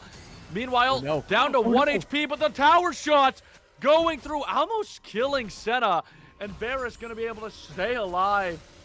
Thanks to the chains of corruption. Oh no! 60 HP on Senna. 69 HP is what I just heard production say. Nice. 69. Nice. Anyway, this is turning into Titan After Dark. So before we get demonetized, Dr. Kelp's taking a lot of damage from this Maddie. Holy Dr. Kelp might die. There's gonna be the rocket jump in. The slow comes out, going to force Maddie to stick around here. He's seeing them. He wants to jump under turret deep down. You know Everett Tristana just wants to die for a kill, but he's not going to do that. Knows that flash was burned on Varus. By the way, I have to point out, the fact that Aqua Bathwater doesn't die there, I think is a blunder by the side of IDB. And holy cannoli! Oh, there's Swain. Demonic Ascending under turret. Tries to flash forward. Forces the flash out of Canella. Going to force a quick back here as we see Senna coming back to help get some more souls. Yep, just gonna pick up those souls. I think I don't think we're gonna see raid boss Senna this game, just by nature of the fact that it is support and is not actively CSing. But some grubby action here as Grub's still in the pit. I believe Tilted was taking them. Yeah, she was, and maybe just opted off after Canella had lost sort of priority and engage from Set Yuki. Tigsy has prio. Wow, actually, look at the CS gap in the top side. That is a 30 CS difference and a kill for Tigsy. Tigsy sort of rewriting the script here in terms of the top lane matchup. Like you said, picks a more fighting bruiser champion, and it's working wonders up there. Tigsy looking very strong this game. Found that first blood, found a 30 CS gap already. It's going to be hard for Please Be Patient to go back in to this game on a fighting level, but in terms of being an ult bot who can just provide a huge shield, Stand United is always that's all you need. Fantastic ability. This is absolutely true. It's like a late game Jarvan. Like, yeah, Jarvan falls off, but Cataclysm always exists, right? Same thing for Stand United. It's one of the best abilities in the game. Period. End of sentence. I don't think there's an argument there. And so it will always be useful, but definitely have to question whether or not Shen needs to be down this much. Maybe just a little bit too much trading at a Please Be Patient. Maybe it's cockiness. Maybe it could be anything. Rather, I think it's also the failed Stand United at the Dragon Pit cost him a lot as well. True. I didn't even think of that. Yeah. Because he went to that fight late, and they re-engaged once he left. Yeah. Oh, but you're getting word that both teleports are unleashed. It is a timer thing. I believe it's 10 minutes or something like that. So all 4 teleports are unleashed. Oh, we have a double teleport mid lane as well. Exciting. Teleport is a very, very strong summoner spell, and therefore is taken all the time. We're seeing our first bounty actually come through for Tigsy, but we're going to get a replay here on the bot side as, that's a dead Senna. That is a dead Senna. Nothing happened. That just happened? I think it just happened. I didn't even notice. It just happened. The camera just didn't. That's cool. I'll take it. This is why Senna support sucks. Sorry. Shout out to the Titan replay feature though for being able to capture that despite the initial camera not going over. So yeah, Aqua Bathwater up a kill. Could we see the hero play where it's once again ADC versus top, but this time the roles reversed when it comes to the team? Yeah, I mean, maybe it could. We're gonna see Conduit though start up this dragon here. But let's see if Poppy. IDV's going to pull the trigger this time. Are we gonna see a keeper's verdict out of pit on a tilted? That's what I want to see come out right now. Cassie still not charging the keeper's verdict. It's gonna go. Who's gonna go flying? Is anyone gonna go flying? There goes the ADC. There goes the support, and there goes the dragon as it's a whole run. That is a lot of power built into one champion. Steadfast presence on top of what's her E called? Heroic charge and keeper's verdict is just another just fantastic ability. Look at this. Tilted Pizza is gonna throw the ultimate, the glacial prison, but it's gonna hit the wrong target a little too far away. Keeper's verdict, they see it channeled, they're trying to back up. Tilted Pizza is gonna actually opt to leave the pit. So Caxi says, all right, if you're going to bounce out, I'm just going to hit 2 of your backline members. And then, I mean, this dragon is free at this point, right? And they're going to be able to secure that. I think very well played from IDV. That's exactly sort of the thing you want to be using the Poppy Jungle for in these situations, right? And good on them to actually pull the trigger this time. Wait, here we go. Taking it. I thought for a second we were going to see Unleashed Power and a dead Swain. But yeah, that's exactly what you want to see. Like, at any fight over an objective, the keeper's verdict this game is the question. Who's getting hit out of the fight? And I think what made it worse for IDV is, like you said, they tried to run away, but they backed up instead of going to the side and stood in a straight line as 3 champions, which is not what you want to do. They needed to serpentine motion rather than just walk in a straight line and everybody get hit by it. But, you know, maybe they'll learn a lesson next time. But now we again see Caxi sort of waiting in the wings here in the mid lane for Canella. And here it comes. The charge. No, Canella just going to knock him away. Was almost in a 3v1 situation, and now going to be able to back with 115 CS. Element 115 Canella going back to base. Tilted Pizza, though, the Arctic Assault going to come through. Going to land, trying to get some Frostbite onto Tiggsy. Is going to be able to find the stun, but it's not going to be enough. Yeah, the buffer on oh god. Yeah, Tiggsy, can he flip him? Can he flip him? Not going to flip him. No, it was already used. I believe it was on CD just from buffering the permafrost stun from Sejuani. But I'm going to be honest, I don't think you play for top at all in this situation here. I think we're already losing handedly to the Urgot. Caxi is going to stun up Canella. Canella trying to push Swain away. Is it going to be enough to flash under turret? Senna, once again, back in this mid lane. If Senna's going to be coming to mid lane so much, I want Aqua and Kelp to be doing something in that bot lane. Yeah, they need to be applying pressure on the side lane, cross-mapping in some capacity. Otherwise, we're just going to start losing a lot in the mid lane, right? This tower's going to start going down fast. Senna's going to start bringing more stacks. We have Varus and Braum coming up. Are we going to see some crazy thing happen? Here we go. The bot lanes that we thought were going to be against each other. Can Kelp find anything? No, we're just leaving Triss down there to do so much turret damage. Yep. Oh, God. Is that turret going to fall? We got Syndra coming, barely getting there in time. And now Kelp going to be caught way out of position. Bathwater trying to stay on Sayuki, but is going to miss the Chain's Corruption. There's going to be the Glacial Prison. Caught by Tilted Pizza. There's going to be the Senna support going down, which you hate so much. And top turret going to fall as well. No feats claimed yet. Yeah, still no 3 kills and still no 3 objectives picked up for either team, I believe. Oh, no, 3 objectives actually, I think, picked up for IDV, right? That's It's Scrubs and a Dragon. I think that's a miss thing. Yeah, Scrubs and a Dragon as well. We have Scrubs and a Dragon versus Dragon and a Herald, and then 2 kills on each side. Next kill is going to give us the feats of strength. Next objective is going to give us the feat of you know, the other feet. The feet. The feet of the jungle. Welcome to the jungle. The rhythm of the night. Warfare. There we go. There you go.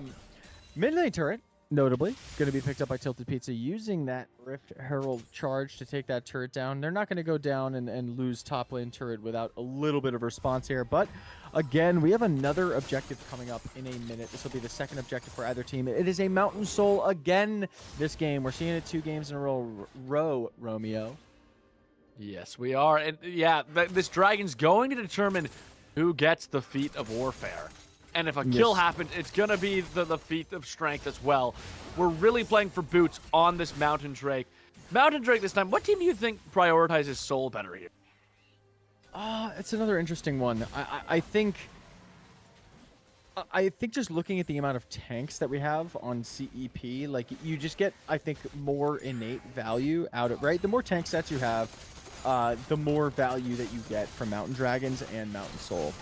However, like I said last game, like the team that maybe doesn't have as many tanks, like just as much benefits from a Mountain Soul in that it gives you effective HP, right? It gives you more tank stats that you otherwise wouldn't have had, and it makes you that much beefier while still being able to do more damage. So I think Mountain Soul is just really good because it's useful in any situation. Granted, most souls are useful for either team, right? Like you'd rather have Soul than not have Soul.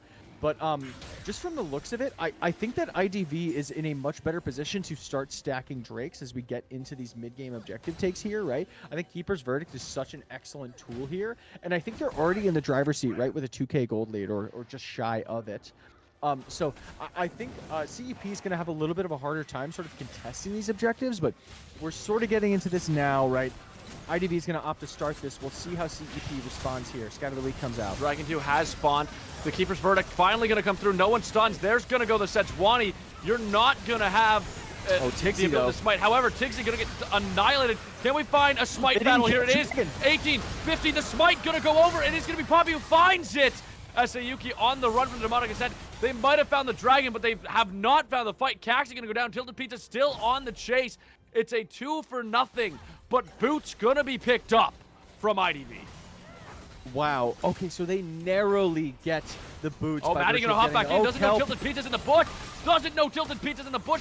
Do they have the damage? Frostbite going to go through with a rocket jump out. Swain's still there, but Tilted Pizza does not care. He said, I'm fighting Maddie. There's going to be the Stand United that we've been waiting for so long. Alco Bathwater going to find Levin. Can they find the unofficial ace? They do. It's a 5 for Dragon Trade from Conduit, an unofficial ace coming through. Oh, Romeo, that was bad enough for IDV. Sure, they get the dragon. Sure, they get the fancy boots that frankly do not matter at all. But they lose too critically, and they mitigate the gold lead in a fight that should have absolutely been theirs with that Keeper's Verdict. They critically do not burn the dragon when they needed to as soon as Tilted Pizza's knocked out of that fight, right? Tigsy doesn't respect the space, gets bursted out, and they do not opt to just burn the dragon as Tilted Pizza's knocked out. So what that means is now, as CEP is advancing on this fight, nobody's hitting the dragon, and they're just buying time for CEP to pick up a kill and then apply pressure on them while dragon is still up. They then, I think, critically, why the heck is Maddie holding Flash? He did it last game on the Smolder with Flash and Barrier up. You have to be willing to burn Flash. Flash is worth, I think there was a great point brought up about this. It might have been last week on the cast with Freedom Potatoes. Flash is used for two things, right? In a vacuum. To secure a kill or to prevent yourself from being a kill given over, right? And the Flash is not used, so your Flash is basically worth kill gold, right? So if we're not using it to stop ourselves, right here, Maddie, you got a Flash, right? As soon as this happens, the Flash is clearly up, and we're just going to let the Stand United come through. That's a 340 plus 80 gold from the assist coming down. 11 times going to go down on the Senna, which is frankly a useless pick. Yuki's going to get picked up on the backside. That is an unofficial ace coming through, and another tower coming through. It's just the last thing you want to be doing when your IDV is giving up unnecessary gold, unnecessary turrets, and kills like that. And now Conduit Esports was losing this game, and now they're winning handedly a little bit. I think the other big thing that our producer pointed out, the vision control from Conduit versus IDV there. IDV had a couple wards, but Conduit just had a lot more vision of that river. And especially in that last play, the IDV had the one ward. They seen Sejuani and Senna walk over it, but they didn't know where the other three targets were.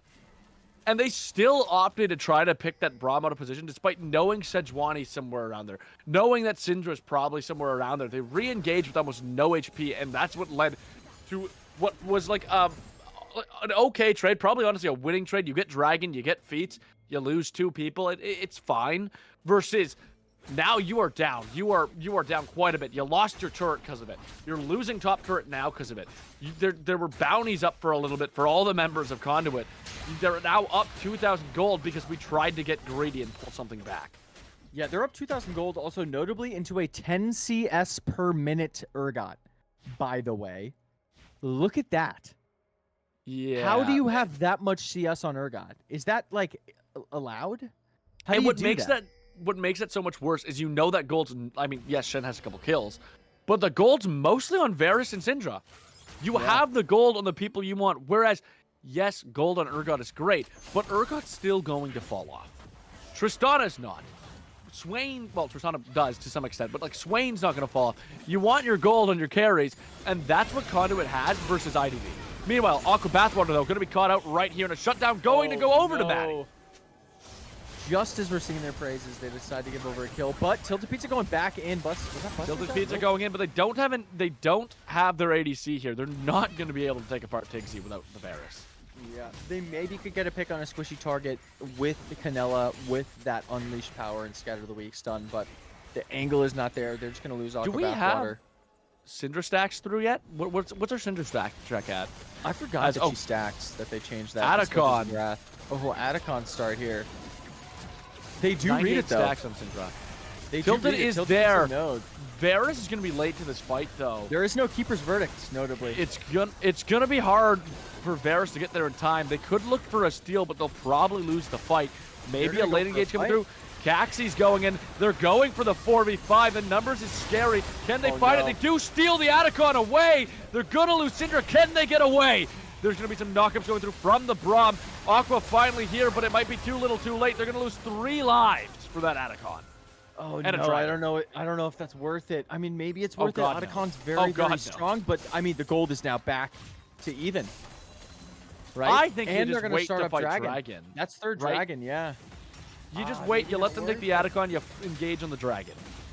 The other thing, did they have Stand Unite up for that? I don't think so. I don't believe they did. No, it's got a pretty long cooldown. So I don't think Stand United was up. Keeper's Verdict certainly wasn't up.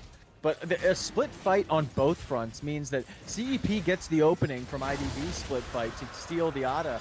But the split fight simultaneously from Conduit just means that off the back of this fight, you know, IDV's just going to mop up. But yeah, we're going to get a replay here as we're going to go into it. It starts to get low, and really Tilted Pizza is the only, with Dr. Kelp, is the only one applying any pressure on this. Tigsy and Caxie read that, but Caxie's just way out of the pit here. But Tigsy is then going to read it with Set Yuki to get the picks on 2 targets that are sort of out of position, but then this is just a flip at this point, right? And Sejuani gets it. They let the Sejuani back into the pit, which arguably you don't need to be doing, but maybe in hindsight it's just the right play. Get the kill on Canella, get the kill on, you know, Tilted Pizza rather, and Diet Dr. Kelp, and pick up the Dragon, which is putting you on Soul Point. I think ends up being worth it, right? A little bit of chaotic play all around, but again, I think IDV is a comp that likes to play in chaotic situations. Right? Like, I think they thrive off of that, particularly with Fear Beyond Death, particularly with Demonic Ascension, excuse me. I think it's great for that. So, yeah, they're able to bring the gold back up to even after what was a pretty catastrophic previous Dragon take, Romeo. Yeah. I think what's going to determine right now whether or not that play makes a huge difference is if IDV gets Mountain Soul. If they get Mountain Soul, that Atacon trade's 100% worth. Right? Yep, I think so. Particularly when no Mountain Drakes are then stacked in return for CEP, right? Like, every Mountain Dragon outside of Soul is going to give you more tank stats. Hypothetically, right, if CEP were to stack 3 more Mountain Dragons in a row, that's 3 Mountain Dragons worth of armor and magic resistance on top of the bonus shield that you get, which means that CEP, which is already a very tanky team, is going to be so tanky. But if IDV, just by nature of now being on Soul Point, if they're able to just pick up that last Dragon without any Mountain Drags in response from the side of Conduit Esports, it means they're able to mitigate any of that effectiveness of Mountain Dragon on what is a tanky team. And so their EHP, right, their effective health values are just going to be so great in that situation. So yeah, I think a lot of that's riding on, can they secure the next one? And I think more importantly, can they secure the next one? Or can they secure Soul without CEP responding with any Mountain Dragons, I think it's going to be even particularly more important. But it's funny. I'm now getting sidetracked mentally here by noticing that Caxi in both games has opted for the same build on 2 different champions, going Locket of the Iron Solari into Fimbulwinter. Very supportive jungle style. Very like vegan jungle here, right? Like interesting. I think it's something that you see in pro play a lot, and I think that may be a little bit of a trap here. I think you get more value below the ranks of professional play just by building stuff like Sundered Sky, right? Like the reason that Locket and Fimbulwinter are good are because your damage players are playing flawlessly because they're professionals at the video game. So part of me, I honestly do think it bit the Maokai in the butt a little bit last game, like having literally no damage in the late game, because Maokai is super good with like a Leandries into full tank, right? Particularly into like any elo that isn't like GM plus. So I'm curious to see if that has a similar effect this game, if Poppy's damage is going to be fully kneecapped by going this fully supportive build, right? Like we said before, Urgot has great damage and is tanky, but it kind of falls off, particularly into like uber tanks like Shen, like Sejuani. And now we're going to see a Poppy with, literally as this game goes on, Poppy's only usefulness is going to be Keeper's Verdicts and stunning. Yeah. With Heroic Charge and like 2 seconds of Steadfast Presence for those knockups, right? So, and outside of that, there's going to be no damage. I do like this build this game more than I liked it last game. Sure, there's more damage, I think, elsewhere, right? Yeah, I think you'd still get away with it more, but I get what you're saying, where it's like we're going for this super defensive build with like a Tristana ADC, which might not be the play, but we're going to see a fight break out right here. Stun onto the Sejuani. Sejuani going to be knocking up Maddie. Maddie trying to run away. The Iron of the Locket's already going to go off here. There's the Keeper. 2 members away for CEP. And now, please be patient, caught all by himself. Demonic Ascension going to go off, and it's finding 2 targets. Dr. Kelp caught. Canella caught. There's going to be the pull in. Tigsy's going to find Sejuani. Canella going to be found next from Caxi. And it's only Aqua, Bathwater, and Kelp who are going to be able to get away from this one. Triple kill going over to Tigsy. Please be, okay, so Stand United used excellently there, but then Please Be Patient uses a Flash Shadow Dash that does not land on a Tristana, who has Flash, who has Rocket Jump, simultaneously, as we're going to go into the replay here, as Keeper's Verdict is used to segment 2 members of Conduit Esports out of this fight. So we, literally, this fight spanned red side, like, Wolves camp all the way to Raptors camp on blue side.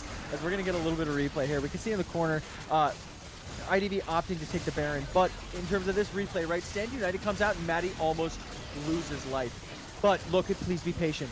That's way too deep as Keeper's Verdict is being charged.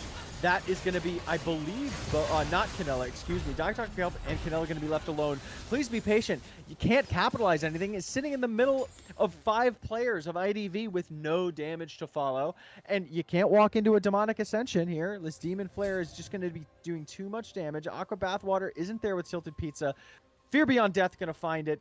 The Flash over the wall is going to find Caxi with Heroic Charge, is going to find Canella there, and they just bite off more than they can chew positioning-wise with that play. I think they had the right thought there with using Stand United, but when you get Keeper's Verdict out of a fight, you cannot solo dive a Tristana into 5 members of Shen. You just don't have the damage. I understand you got Titanic, but Titanic ain't doing it there in that situation, and that's now I think IDV firmly in the driver's seat. That is a Mountain Soul, right? That is the win condition that we had just discussed for this team.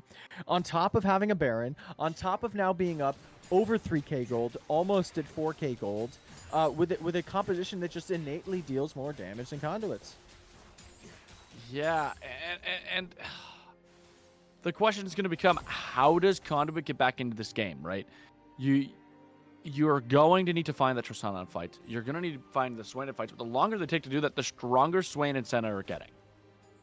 Yes, this is true. And I think one possible answer, I'm not going to pretend to know what the fully optimal way is back into this game, but I think that one angle is using Chains of Corruption and Scatter the Weak, right? You still have 2 great pick champions with a lot of follow-up CC in the Braum, Sejuani, Shen.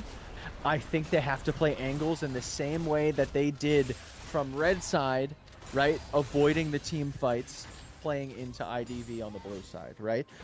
I think we're going to have to see them get creative here. They're going to need to be able to find a pick on a priority champion here, as I don't know if you caught that, Romeo, but we did get a Senna 110 stacks from Senna. 110 stacks from Senna, but has RFC Black Cleaver. So I don't know how much damage, actually, all things considered, the Senna is going to be doing. I mean, 110 stacks is a lot. You know, it's 31 minutes, but yeah, I think they're going to have to get creative. I don't think they want to let this team just fight them straight up. Yeah, it's hard. You kind of need to find the right angle, but how are they going to find that right angle? 30 seconds left on this Baron, as their base still hasn't crumbled just yet. That mid T3 going to go down as I say that. They could look for an engagement here, but it looks like they're just going to let that inhib fall. They're trying. Yeah. They're stepping up like they're going to, but nothing's happening. We're not going any close to them, and the longer we take, the more likely Urgot's going to siege that T3. We need to make a decision here, and the inhib's going to be the thing that falls. Looks like they're about to make a play on Urgot, but Urgot reads the inhib going down, reads the play there, is able to back up. I mean, I think I understand, in all honesty, biding a little bit of time for the Baron buff to run out. I just don't think you have a response to this siege, right? I think the bigger thing is that you don't lose 2 inhibs. But I think the answer is going to be, once this siege is over and IDV decides to take a reset, you have to find positioning on the map such that you can find the angle for a pick, right? Find the team in a situation where one member is split off here, but we're now getting a little bit of scuffling from Please Be Patient, but I don't know if you want to be walking into this jungle here, Shen. Oh god, no. There's not when it's this dark for them. We got wards coming out all over this bot side jungle from IDV. We got nothing from Conduit. They're walking into a complete nightmare at the moment. What I'm worried about, Elder is spawning in 2 minutes. If you're Conduit, that's your way back in the game.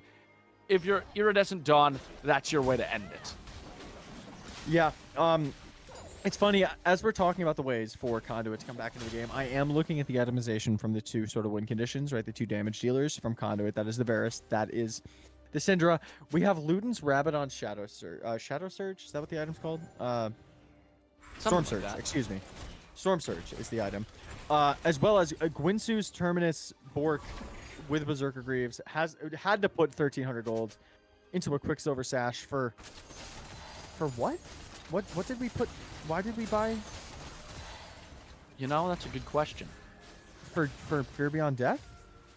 For stun on Poppy? For root on Swain? I feel like if Poppy's stunning you, the QSS is still useless. Oh, yeah. I don't know why we really invested know why 1,300 we gold. bought the QSS. Maybe someone in Twitch chat will yell at me who's an actual ADC player, but I don't know. That is a lot of gold. Because every ADC likes QSS, though, to be fair. Yeah, like every QSS and GA. QSS, but listen, Cleanse exists. Like, Cleanse is the thing that you can go. There's a reason we didn't take Cleanse this game. Sure, there is a reason we didn't take Cleanse this game. We didn't need it, but we then opt to lose 1,300 gold for a Quicksilver Sash. It's just interesting to me. I don't think it's optimal. I think it's a mistake, but we'll see. Maybe I'm proven wrong here when a heroic charge gets stopped. Because we have Quicksilver Sash. But yeah, I mean, it's one of your damage dealers. It's the same reason you won't be feeling heal cut. But uh-oh, we're getting a little bit of scuffling. Caxi taking some damage here in the mid lane. 20 seconds away from Elder. We're fighting for that mid lane prio. Of course, it's always going to be going to the side of IDV right now. Tigsy looking for a flangle, and he's going to find it on Kelp. Kelp going to scout it out, be able to walk away. In the top side, we have a push from Please Be Patient, but I don't know if that's really useful at all. You know if you lose Elder in the game. Baron going to be up in 20 seconds. We do have Stand United, though. We do have Stand United. We do have Stand United, but we have no priority. Tristana's already starting that Elder up by themselves. Oh, TP coming in through. from Shen. Oh, that's a bad TP. He might be sent straight to hell. Keeper's verdict canceled, by the way. Going to be back up in 15 seconds. 6,000 damage. That Elder's gone. That Elder's gone. They've snuck the Elder out from under them. They've snuck the Elder out from under them, guys. Guys, no. No! Scatter the Week gonna buy some time here, though. Oh no, that feels bad. But at what cost? We didn't even cost? fight the Elder. Like 2 minutes or 2 and whatever minutes of the best buff in the game. Baron. And Baron's up. Baron is up, and how do you contest that into this team? As tilted, you just try to steal, right? Surely Tilted, just you try to steal. Maybe you go for a Stand United play. Maybe you go for a Scatter the Weak play. You have to clear vision ASAP. But the thing is, you got to respond to a mid lane inhib being down, right? And yeah, they just have no idea. No blue trinket is used. Maybe it was down, but just. I don't know. Maybe they're just caught with their pants down here and just don't know what the read is. But it seems like they had ways to be able to check that. We had an interesting TP. We just didn't use any sort of warding or deep warding with a blue ward to just get vision. And they just sort of hand over the Elder Dragon here. Okay, so the next 3 minutes, well, the next 2 minutes for Conduit's absolute hell. Then the next minute after that is try to hold on. You just need to put up the phalanx and just sit there and pray to God that IDV does nothing with Elder.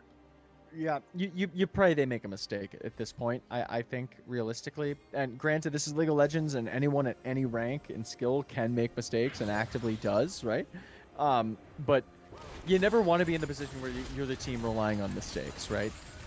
And sure, there are windows for Conduit to take sort of a priority role, right? A proactive role, and that is look for some sort of pick. But again, pick plays rely typically off of the mispositioning of enemy teams. So ITV, just by nature of, like, it's sort of burden of proof is on the prosecutor here, right? Like, IDV, they don't have to do anything to win the game. They just have to avoid doing something that's going to lose them the game, right? Which is always just the easier position to be in. As and right now they're doing just that. Elder. Inhib goes down. Elder up for another 30 seconds. If nobody dies in the next 30 seconds, that's objectively good for Conduit. Sure, yeah. Yeah. Inhibs are overrated, to be fair. That's only 2 going down, but this Baron's going to help them push this third 20 seconds. They're really trying to defend this last inhib. They got 15 seconds left on that Elder Drake. Oh, God. Doctor, don't do it. Don't get picked. You got 10 seconds before at least the execute's gone. And then maybe you try to make a play before the super minions crash. Now's your window. If you want to make a play, it needs to be now.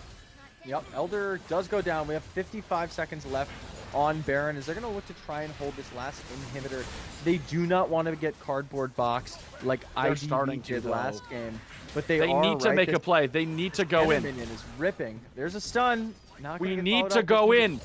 The super minions are going to crash. We need to do something. This is a do anything moment. Demonic Ascension, wait it out and go back in. I want to see something. I don't want us to just roll over and die, please. Oh, they got to find some angle. Any sort of taunt onto a priority target. But yeah, these Baron up super minions. There's only 18 seconds left, notably. But it doesn't matter when your towers are getting annihilated. Finally, they're going to go in. It might be too little too late. 3 stuns coming up from the Senna stun. And they're just going to get pieced up by Maddie. There goes Dr. Kelp. There goes Please Be Patient. There goes Pizza. There goes Canella. There goes Bathwater. And it's going to be a Game 2 victory to IDV. We're going to a Game 3. We're going to a Game 3. We don't get to go to bed early tonight, Romeo. IDV says, not on my watch, and it's going to take us to a Game 3 here. And that felt like after a series of questionable plays, I think from both teams at various points, right? Not to be a Debbie Downer here, but I think there was a point at which Conduit Esports had the upper hand and then just did not play one of those dragon fights, right? Please Be Patient going way too ham. We sung his praises in Game 1. I have to take him down a peg in Game 2. You cannot be going that deep onto a Tristana with Flash and Rocket Jump, particularly when Keeper's Verdict separates your whole team to the edge of Narnia, right? And yeah, now we're seeing all the damage on the fucking turrets. Tristana is just so gross. And yeah, I think this is off of the back of just a little bit of misplays from Conduit, right? But granted, Conduit only secured that, I think, lead in that turn of play off of the back of maybe some misplays from IDV, right? Granted, they did pick up that unofficial ace, I think, off of the back of a great aggressive play, but just a little unfortunate here. They don't draft a comp with enough damage to be able to respond to that sort of gold deficit at that point in the game. And when they get double buffed like that, it's so hard for them to find an angle. You were asking for it. You were hoping they were going to go for it. But realistically, how do they do that, right? Without getting it just immediately just desecrated by the likes of IDV. And they're going to take us to Game 3 for it.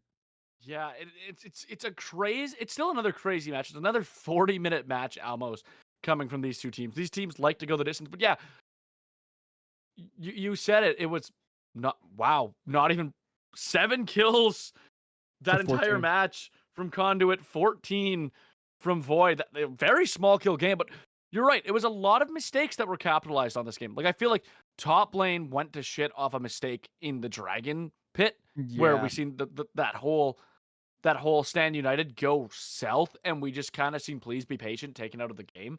We've seen a Yeah. little bit of mismatch. We've seen, I think the biggest issue though from them, and it's nice that it's Fearless Draft for this reason. Keeper's Verdict is the reason they lost a lot of those fights. Oh I yeah. think if you're Which you can give an MVP to like Urgot, I think as well, but I think the Poppy went insane with those Keeper's Verdict constantly in this game. I think that ability alone changes the face of this game. And like you said, I mean, I was, hesitant to agree with Caxie's build that game. I still don't know if I'm fully convinced. I think we saw like 6K damage total on that Poppy at the end of the game. But, at the end of the day, it doesn't matter because we drafted a Tristana, we drafted a Swain, we drafted an Urgot, even a Senna, which I still don't think was the pick. Like, the game went late enough that it was 110 stacks. And at that point, it's like, yeah, Senna does do damage, right? Even if you have just a Black Cleaver and a Rapid Fire Cannon, this Senna will be able to do damage. Was it the optimal pick? Probably not. But it worked for them, right? So you only need the Keeper's Verdict. You only need a stun and that steadfast presence to stop some Shadow Dashes and some Arctic Assaults, and it worked for him. So we've seen Red Side win, I guess, both games now off of the back of, I think, more agency-based comps, right? I think IDV drafted sort of similarly, as you noted, to Conduit Esports this game, and it just didn't work for them. They didn't have the diversity and damage profile to be able to take a game that went this late. And the team that drafted more diversity in execution and more diversity in damage profile has won both games. And so I'm curious to see what it's going to happen this next game. Oh, speaking of diversity, you want to take the lead into this one, Romeo? We're gonna go to Kiss, Marry, and Kill, ladies and gentlemen, to separate game 2 and 3.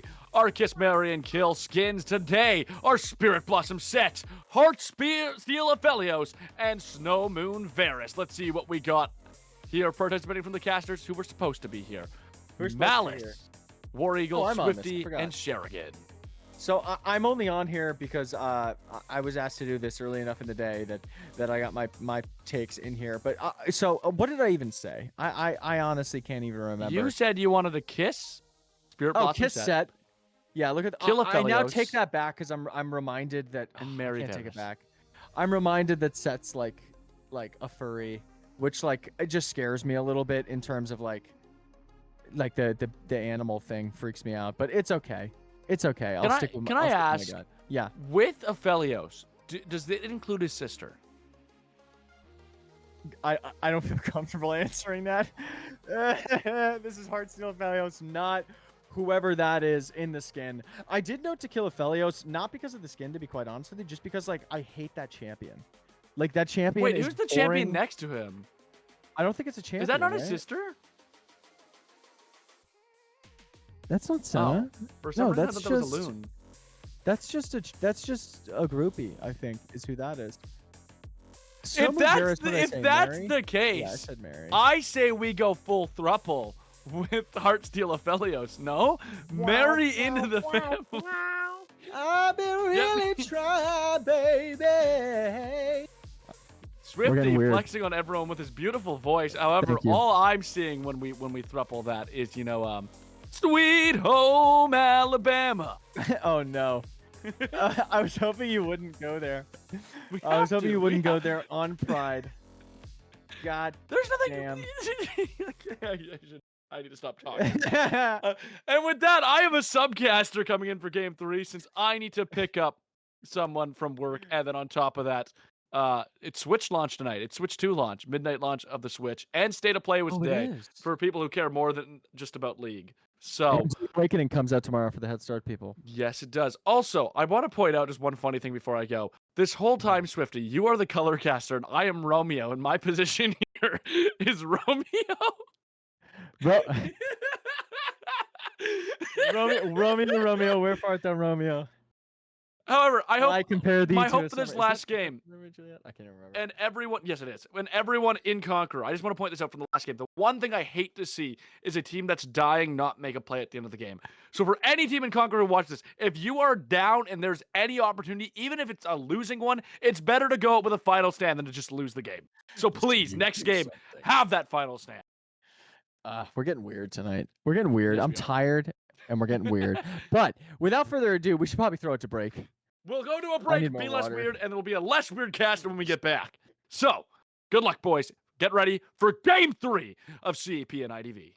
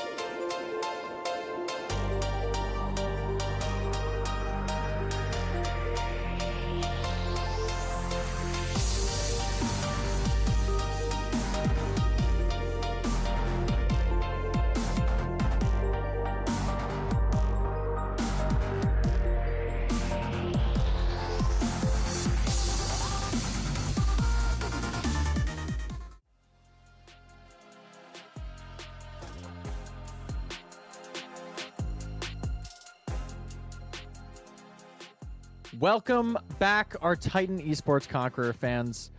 We got a little bit of switch up for you here on the desk. Our friend Romeo on play-by-play from last 2 games had to step out. To pick up somebody from work. Joining us on the desk now, swapping to Colorcast. I'll be taking play-by-play for this one. I am joined by Prophet of Tears. How are you doing, Prophet?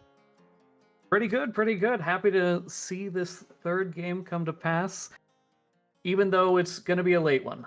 It is going to be a late one, but you know what? More League of Legends is something that I can't honestly complain about.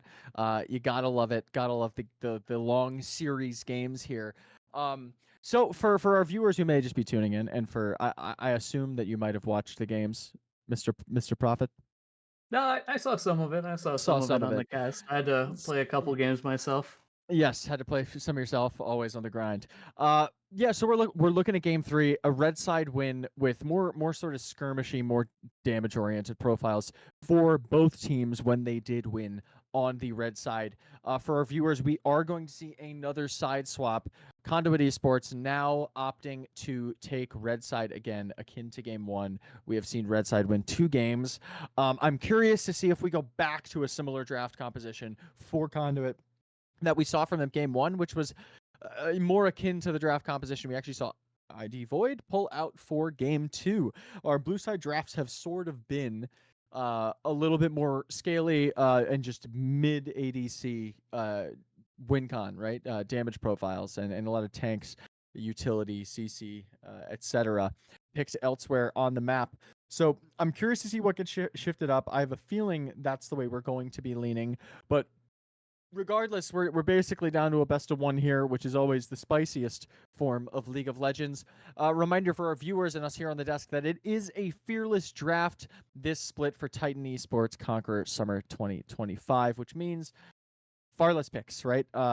In the game, I believe. What does that mean? There's 10 picks per game, so that's 20 picks just from games 1 to game 2, plus another 10 bans, means 30 champions out of 170 total will not be allowed to be picked. And without further ado, without discussion of draft, let's get right into it, Prophet.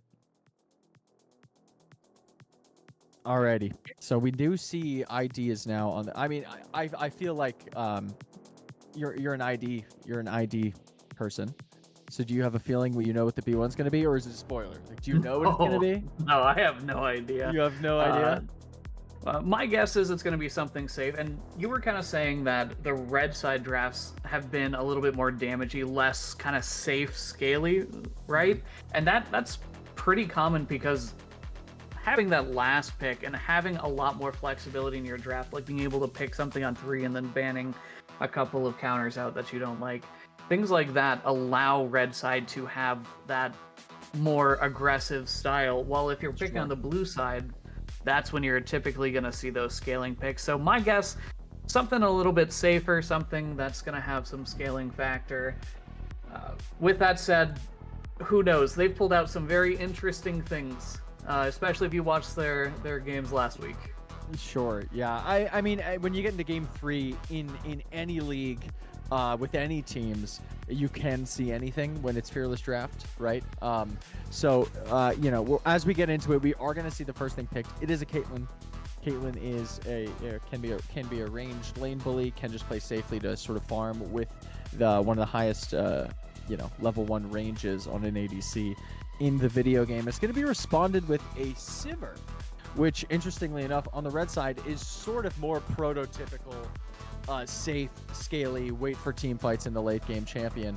Followed up as well by a Zac, though, who on the other hand wants to be looking for plays, and we'll see how ID is going to respond to this here.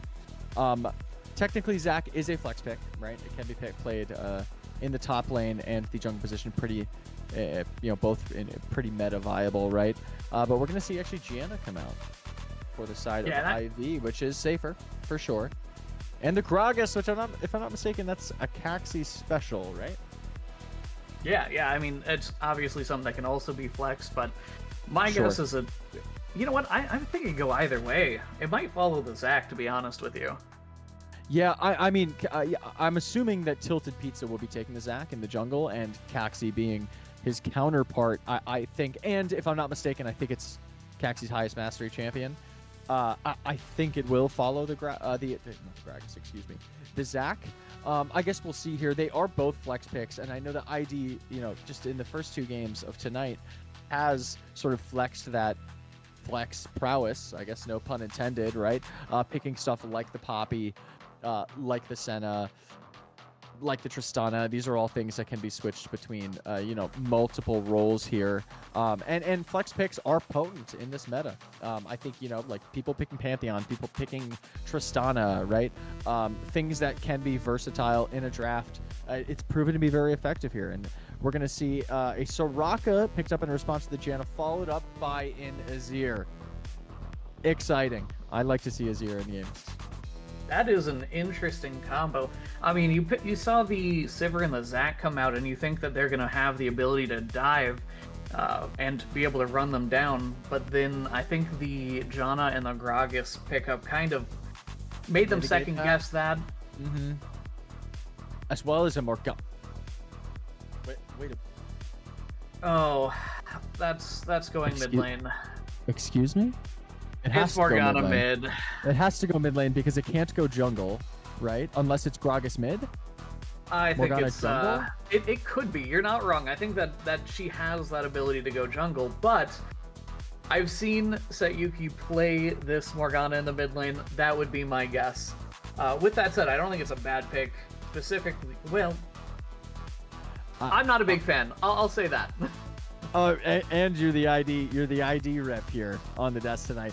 I'm gonna, with no offense to the organization, I don't think Morgana mid is ever the move, to be quite honest with you.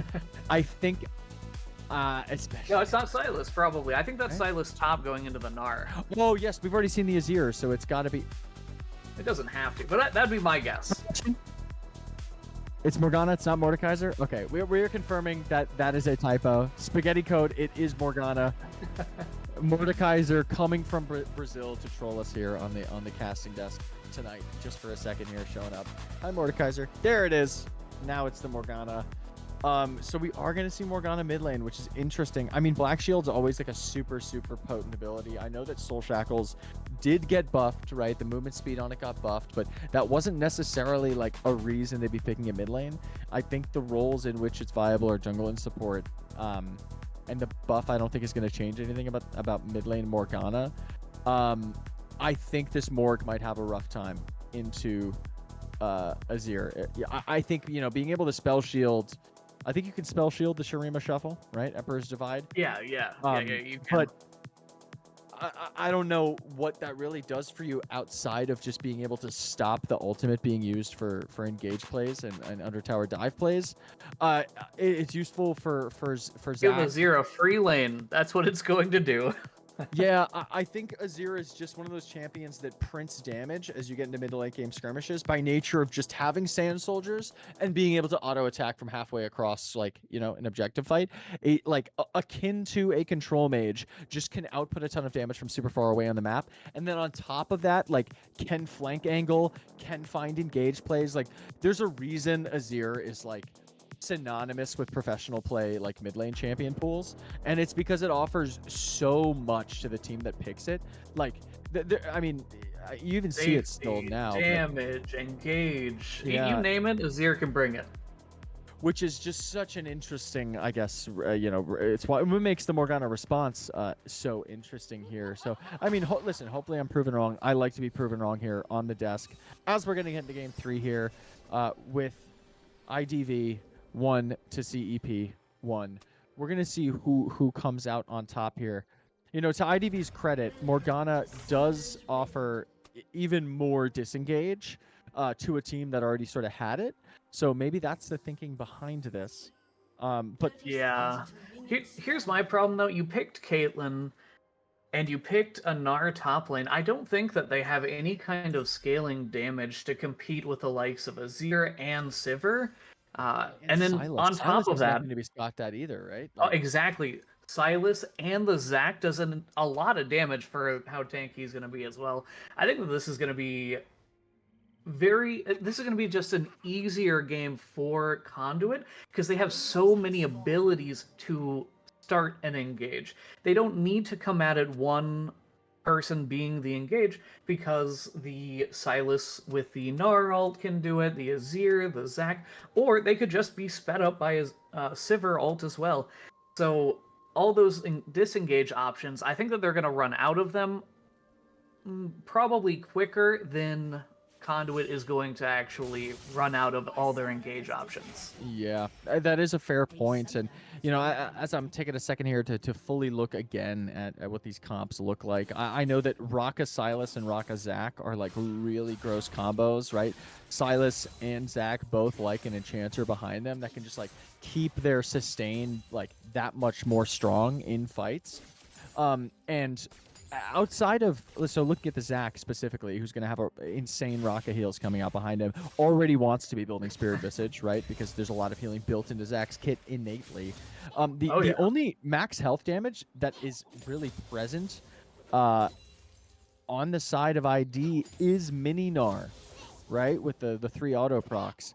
And in team fights, you don't want to be Mini, right? You sort of want to be Mega. That's so, not the priority typically. It's a little bit awkward there. So like part of my worry is there might be a point where if Zac can get off the ground and get a lot of these health items in the pocket and locked down, it's really hard for a Caitlyn alone, right? Or a Gragas if we do see AP Gragas. We do see Electrocute on the Gragas, so maybe it is AP. It probably will be. They need the damage. I think they need the damage, which stinks because in my opinion, like I think Gragas with a little bit of tankiness is just better for coordinated play at least, right? I think AP Gragas is very good, don't get me wrong, but I prefer to see Gragas with a little bit more survivability and durability when we're talking about competitive coordinated play. But again, I think it's a fair point. I do think they need the damage. Yeah, I mean, that's just what they have drafted. Once you have that Morgana mid and a Gnar top, they're going to do some, but, I mean, add on the Caitlyn, and no one's able to be that big damage output, so everyone needs to chip in that case. Now, a big timer could have been the Gragas getting down, since the Zac path top lane and the Gragas went by. Typically want to play around that Caitlyn lane, but because the Caitlyn and the Janna are currently pushing in, the Gragas can't really make any kind of play. Yeah, so instead it's just there in case the Zac tries to do anything. But when I look at the comps, it feels like Blue has to get ahead. They drafted this, they have to know that. And that's gonna start with that bot lane. It's hard to gank Azir, it's hard to gank Silas, and you have a Caitlyn who... Every time I see a Caitlyn, I'm told you have to play around Caitlyn. So I expect to see the Gragas path down much more often than pathing up towards the... Oh, we actually off screen. Yeah, that did look close, certainly. Tiggsy getting taken basically below 100 HP. Please be patient. Certainly not looking too great for, or looking a little worse for wear in terms of health, but not quite as low as Tiggsy. However, nothing's going to happen. Both flashes expended off screen there. As we're getting a little bit more of a skirmish in the mid lane. The Tormented Shadow is going to come down out of Morgana, and Canella's going to get taken very, very low here. He's going to have to walk back under turret. Again, Morg does not have a lot of burst or follow-up damage on her own kit to be able to secure kills like that, particularly before level 6. There is no Soul Shackles left. Canella isn't going to have to expend anything, is going to be able to sit under turret here. Caxi then looking in the bot lane, maybe for a possible deep bot. What's the ability called? Slingshot? Elastic Slingshot. But isn't going to find anything. That try is warded. Just going to back off. Keep clearing. Yeah, I really didn't expect that amount of damage to come through and lane onto the Azir. So, I mean, maybe we're underestimating the Morgana mid. Maybe. I mean, listen, Tormented Shadow does a lot of damage, right? And it does more damage as your health. I feel like it's hard to hit. Yeah, it is. It is hard to get the W. But Elastic Slingshot is actually going to be stopped by the Janus Tornado, but the Pullback is going to happen on Levantine, and we're going to see the target priority switch over to Maddie, who's going to use that little caliber net there to get out of the way, get some damage off, but they're taking to about half. But Caxie's now back in the area. Diet Dr. Kelp is notably very low, has the flash, has the heal up. We'll see if Caxie be able to... E-Flash Body Slam is going to separate this fight. Tilt the Pizza on the back end, and we're going to lose Diet Dr. Kelp on the Soraka, but notably, 3 members are pretty low on the backside. Levantine is going to be able to survive, and we get the blobs coming out from Zach, who had to burn the flash, isn't able to pick up a response kill. That is 4 members, notably Silas going dead on the top lane as well, dead for the side of CEP, and IDV out of nowhere make a big opening and play for themselves. Yeah, and like I said, it's going to be about the bot lane for them, and you saw the Gragas came in, and I want to give a shout out to Tilted Pizza for taking the time to try to pressure them, to try to keep them from getting this type of situation, but the early TP from Set Yuki there is able to really help them get, I mean, the lead they need, to be honest. Oh, that was interesting. It was a little... Oh, that was close. Ooh. Close. Now, I actually think if Please Be Patient has the patience, pun intended, to wait for that fight to go closer to a wall before using the Gnar ultimate, which notably is called Gnar with an exclamation point, I think that fight goes better for Please Be Patient. Unfortunately, you know, patience was not a thing in Please Be Patient's book in that fight, and I think just underestimating how much damage can come out of a Gnar this early in the game, right? I don't think the damage items are online for Silas yet. We're getting confirmation, by the way, that Gnar was on 4 HP from production, so just quite missing the cutoff there. Yeah, that's gonna feel bad for Please Be Patient there. You were right on the cusp. Oh, another Gnar ultimate coming through, as well as some more damage. The stun is going to land as Please Be Patient taken down to half. There's just a lot of follow-up damage and no E from the Silas. The last auto is going to be able to take it. Excuse me. The Boulder Toss is going to take it, and that is another kill going over to the Gnars. We're getting more fighting here as Tormented Shadows coming. Oh, the Black Shield is going to stop Emperor's Divide, and Canella's just going to get Gizzy gapped here in the mid lane there. There's a 3-0 Morgana, and I'm eating my words. We'll see if the Elastic Slingshot's going to amount to anything. I do not think it will, but holy cannoli, that is fighting in 2 of the solo lanes. Yeah, I mean, both IDV solo laners are just absolutely crushing the game. The TP down was already big, but getting a solo kill onto an Azir, I'm very surprised. Tigsy, on the other hand, they were struggling early. We saw them have to getting the poor end of trades and having the TP back pretty early. But since then, it's been all Tigsy. Yeah, absolutely all Tigsy, and sort of reckon this Silas there in those trades. Like, didn't even have to work for that one after surviving on 4 HP in the last fight. Like, understands that the Gnar ultimate is on such a low cooldown, and hijack is not something you can take from the same champion twice in a row in trades like that. Sees the window of opportunity, capitalizes on it perfectly before Silas has really any items outside of a blasting wand, right? Which doesn't mean jack on Silas, right? Like, it's not the items that we need to see come through before Please Be Patient taking fights. Yeah. We are, however, going to see on the other side of the map, Tilted Pizza says, you know what, let's get at least something for ourselves. Picks up an Ocean Drake, which notably is a very good Drake for this composition. Yeah, that's true. I mean, we've seen the solo laners having trouble, and maybe that kind of extra survivability could help them. Yeah. I think on champs that want to be healing a lot and champs that have high health pools, like, so Silas has a lot of healing built into the kit. Obviously, Soraka provides healing to everyone. Obviously, Zach heals out the wazoo. It's just nice, right? Because you're champs that stack health and not necessarily a ton of resistances comparatively to other tankier or bruisery, AP bruisery champions. So, you lose health a lot faster on champs like Zach than traditional tanks do, but they also gain it a lot faster, which means you're playing on low HP a lot, which is where Ocean Drake becomes super effective, right? So, you know, they picked that up for themselves, but let's be real here. They're facing like a 2.5k gold deficit, 6-0 in terms of kills. They are by no means in the driver's seat. It's more of a consolation prize than anything. Yeah. I mean, on the other hand, you got to get what you can when you're in this situation, so really good on them. Now, one thing I will say, it's looking like IDV has a pretty solid lead, and maybe they can convert that, but something that I've noticed while watching the last couple of games actually for both teams is they're not really pushing at I feel like neither game they push the advantage. So if they can't push the advantage here, I think that they're eventually going to get outscaled. So Absolutely. if they, Point. Yeah. they really have to change they were really slow. Last last slingshot. There is no Black Shield. It's going to land. Emperor's Divide is going to be used, but the Black Shield comes up after the fact, but it is too little, too late. Set Yuki is going to get taken down by Set and Azir, and they're going to pick up their first kill of the game, Prophet. Yeah, and that was a really nice play from both of them.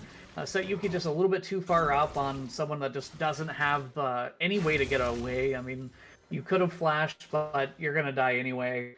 Yeah. Keep going. Sorry. Oh, I was just going to say it was a really nice angle from Tilted Pizza there. Yeah, definitely. I think now I'm realizing what, I almost was like, maybe I was entirely wrong about the Morgana pick because Black Shield's is really good in Emperor's Divide. However, Black Shield is only good into one of those abilities, right? I believe the reason Set Yuki didn't use Black Shield for the Elastic Slingshot, having had the time to use it, is not because it wasn't up, but it's because it has to be saved for Emperor's Divide, right? But if you have to save it for Emperor's Divide, that means you get Elastic Slingshotted. That means that the Stretching Strikes Q that's going to yoink you back into the team or back into the fight is also going to be used on you, right? Black Shield is much more potent when you can play from the sort of mid-range to back range in these fights. There's a missed Elastic Slingshot, right? When Morgana's a support or a jungle and can play a little bit more reserved and isn't, pigeonholed into being up in the front to be able to do damage for the team, what it means is that Black Shield can be used on priority targets in priority situations, right? Rather than just having to drop it on yourself when you're getting 1v2'd. It's a little bit of a feels bad there. And that is notably a big shutdown over to the Azir. And this is one of the angles they got to come back, right? It's now a 1.5k gold lead as opposed to 2.5k gold lead. So they're beginning to claw their way back into this game. So what I want to see ID do is basically, all right, that's a little bit of a mistake in the mid lane, maybe positionally. We don't respect the potent gank angles from the Zac. Let's be able to push a lead, I think, with our heads screwed on a little bit more. I don't even get a break to speak as Gnar is going to be used by Hijacked Set, taking down the half, but Mega is coming up. And please be patient. I don't think has anything left in the tank to be able to keep this fight going. Yeah, he almost got Tigsy into tower range. It would have been really, really big. Instead, just out of range, can't get the final kill, but looks like bot lane has a little bit more going on. A little bit more going on.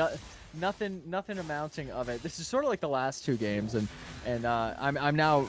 Oh, excuse me. Caxi deletes Diet Dr. Kelp. That is a Lichbane Gragas, by the way.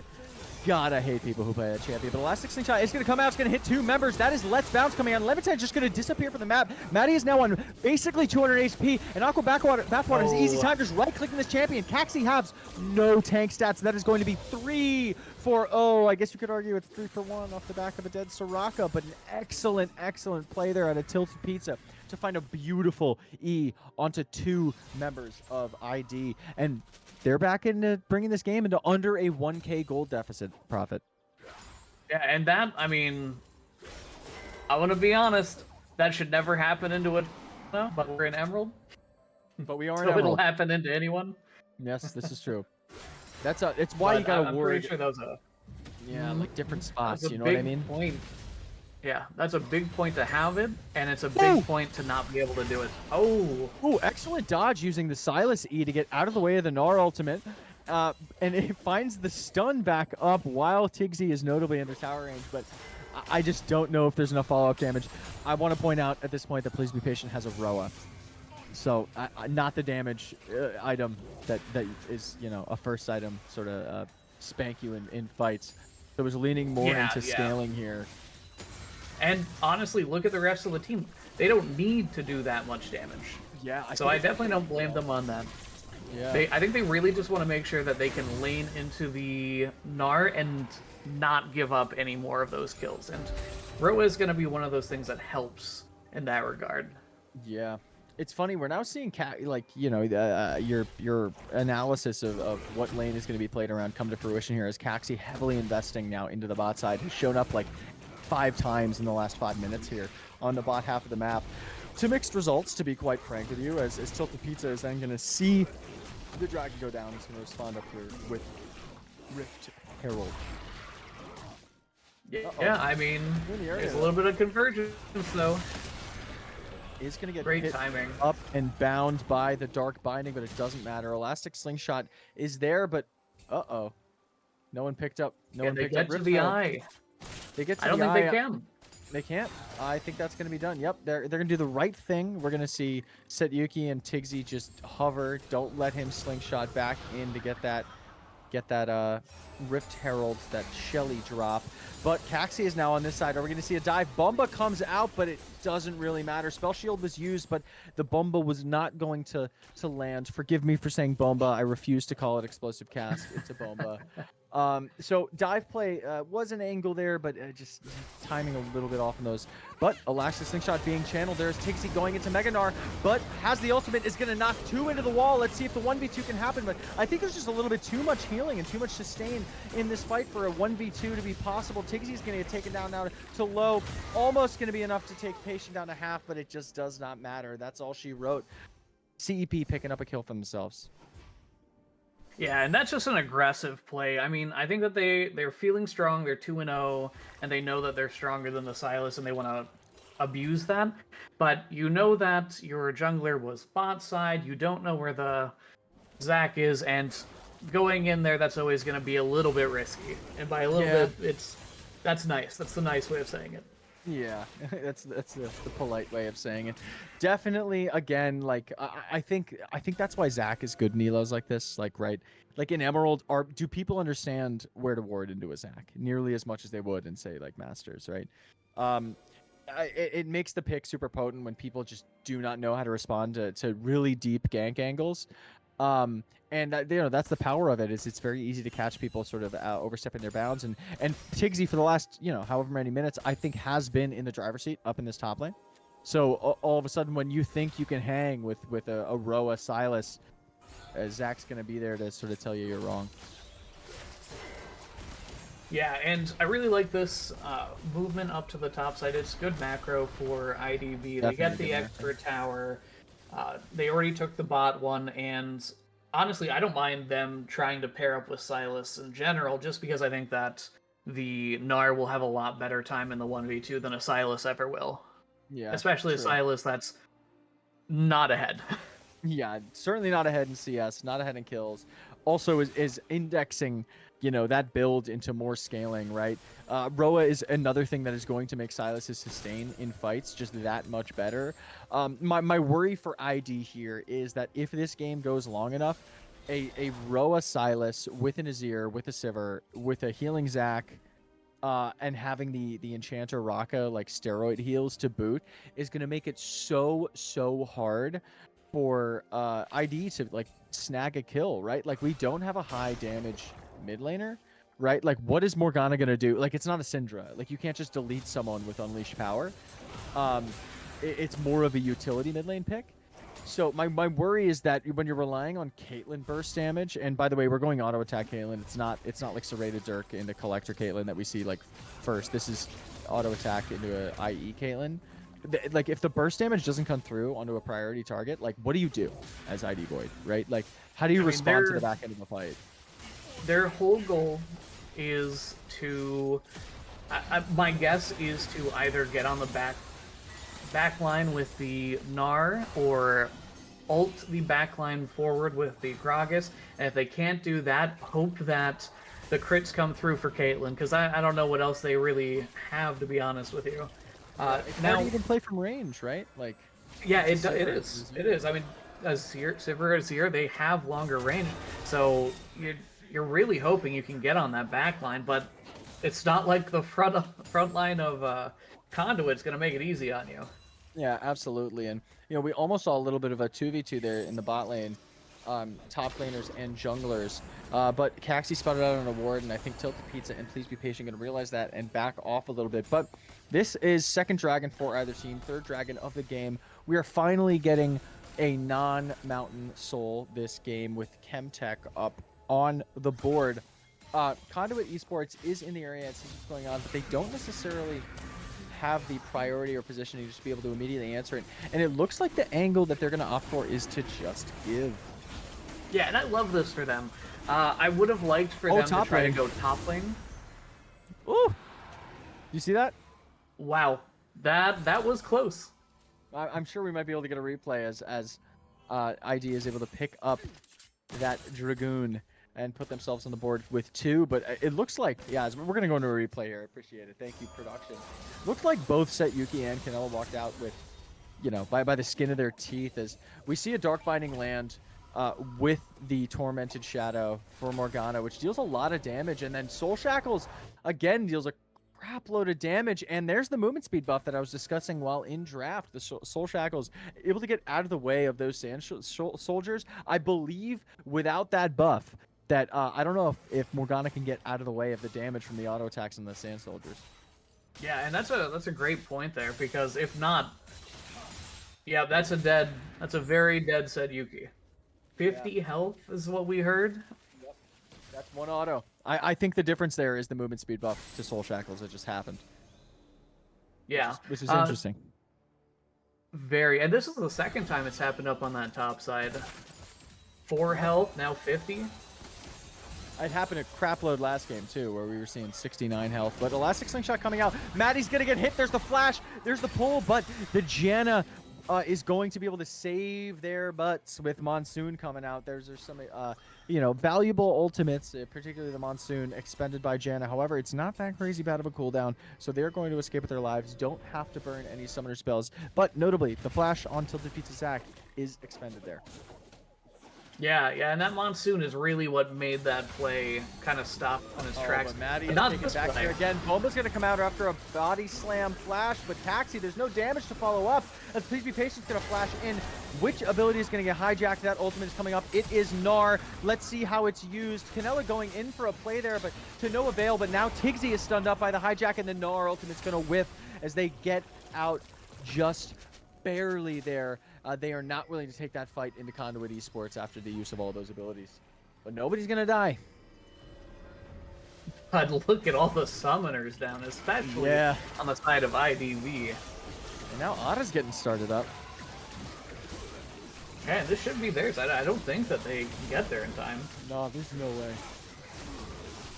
There's no way. There's no way. Tiggs is going in. What are we going to do? There's an ultimate, but this fight hit. Okay. I'm sorry to be not play-by-playing this as everyone's going down, but I was absolutely stunned by the complete whiff again. That is 2 games in a row. And there is the ace in the hole taking out Conduit, and Conduit just falls apart, and Canella's going to go down 2 to Caxi. What are we doing, Conduit? An unbelievable series of blunders coming out from Conduit there, so much so that it stunned my ability to cast the video game. So we're going to go into a replay here. Holy moly, Janna Tornado stole it. I have seen unbelievably, I'm just going to say it, abysmal smites this series. Unreal. Oh my god. So we start this Otacon, which, as you said, Prophet, was free, is free, should be free. There is no jungler that is going to be able to respond to this. All we have to do is hit it, right? Tigsy goes in to try and get a big stun off, and it doesn't quite land. The looks like the spell shield stops it. Tilted Pizza, I believe Caxi did this last game, is just... If Caxi isn't there, if the Gragas isn't there, you don't have to smite when it hits 1200. Just wait to 1000. No one's going to get mad at you. But what people will get mad at you for is stuff like that, and then we just take... Oh, we end up not having the Otacon buff, and we take all this damage from Otacon, and then we just get cleaned up. It's just not... it hurts my soul, Prophet. It hurts my soul. Yeah, and then no one being able to block this. The Zac was almost in the way. Which, by the way, Canella probably could have blocked, to be quite honest with you. There is a shield ability. I believe yeah, that's true. Shifting Sands, right? E, does yeah. give a shield. Shifting Sands. So, I don't know. People are getting tired. I'm getting tired too, and I think it's I showing. can't blame That them. was interesting.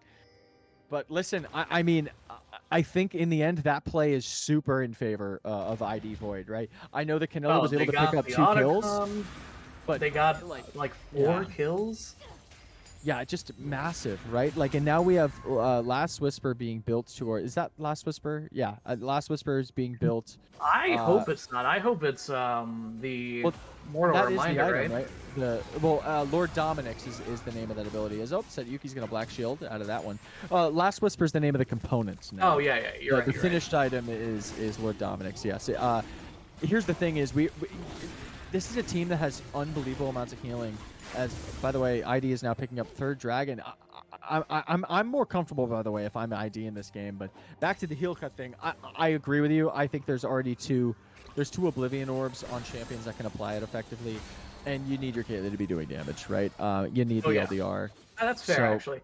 The one thing I don't like about having Silas, Zac, and Soraka on the same team is if you have to build an Oblivion Orb for one of those champions, it feels bad, but it really makes those items like must-buys instead. So it really gives a lot of value to those types of items, even though it affects gold. Exactly, right. yeah. Like, man, having to do it because they have a Silas, Zac, or Soraka feels bad, but when you're getting this much value, I'm taking it every time. Absolutely, right. Yeah, if you see, like, yeah, if I see, I mean, hypothetically, if you had some lifesteal-based ADC and then, like, a Swain mid, it's like, you almost want everyone to go heal cut, right? Because it just gets that much value, right? Which is typically the antithesis of heal cut, and like the discussions that we have around it is you don't want your like priority win con damage dealers to be wasting gold efficiency on heal cut if it's not needed. And that is a very interesting point, and something that I think even myself, I don't think about that enough, right? That you know, more heal cut items become increasingly effective as we're dealing with teams that have more healing here. So yeah, interestingly enough, though, on that last play, as we were discussing that, I might actually be cut off here. Please be patient. He's stepping in a little bit of trouble. Yeah, Caxi is deep, and Dr. Kelp is going to be able to spot him there. The knockup isn't going to do much, as Caxi has no tank stats and is just going to get taken down. Unfortunate. Yeah, I mean, this isn't a tank, Gragas. This is full damage, pretty much. Lichbane Storm Surge. Holy moly. This is like my least favorite thing to see in solo queue. It makes me like so mad. I hate that champion so much. Let's see. Oh, Elastic Slingshot is being channeled. It is going to land on Maddie. There it is. Let's Bounce is going to get followed through, and bye-bye, Maddie. I don't even have time to cast the call. Caitlyn is going to go down. That is the two damage dealers of the team, I'm not even counting Morgana, to be quite honest with you, are down. This is your window, and they're going to start up this Baron.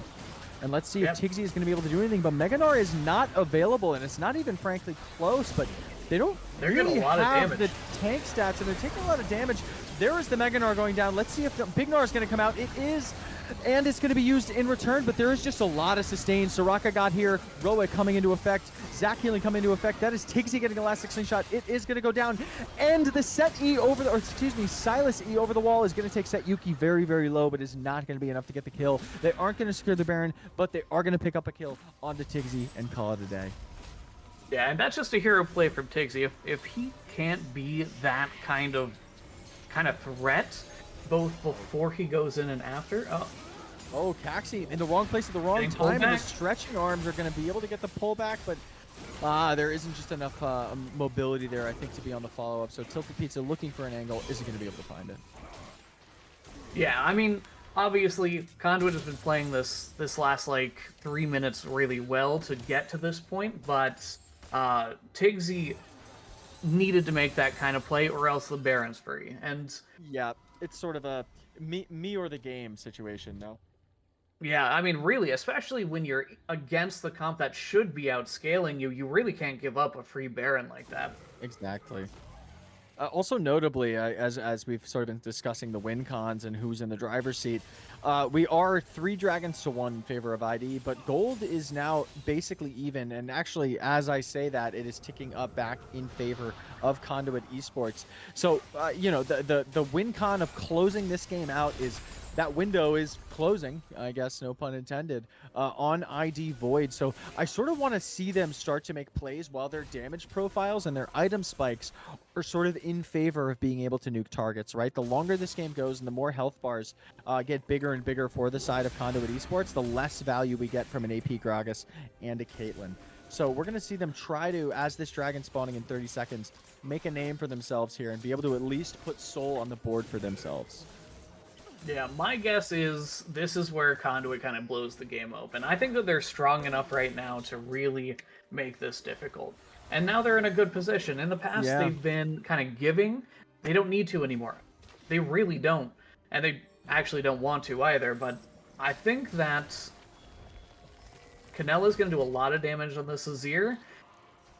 And I don't know if IDV can engage on them well enough to kind of combat that.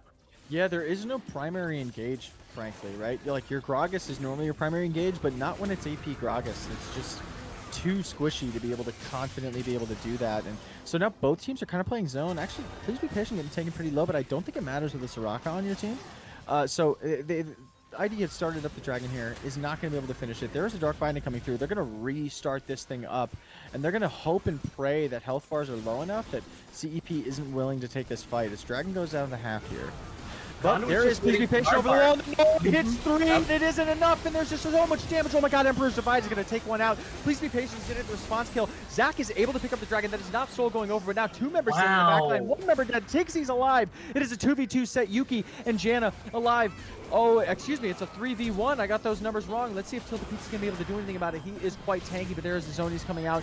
Is it going to matter? It goes to Blobs. The ace is going to come out, and 2 kills over for the side of CEP, but IDV is able to hold on. They do not get blown out of the water, but critically, CEP does buy more time. The Soul does not go over to IDV. Not sure who likes that one more. It's a little bit iffy on both sides, but let's take this to a replay. Walk us through it, Prophet. I think that both have to be happy on some regard. I mean, this fight looked really good to start from Conduit. I think that Zac should have probably stayed with the team a little more, because this engage in just a second here from Please Be Patient is just insane. 3 people into the wall. Oh, look at K-Traps, though. There's no the K-Traps, I guess, is just doing everything. Canella goes around, but it...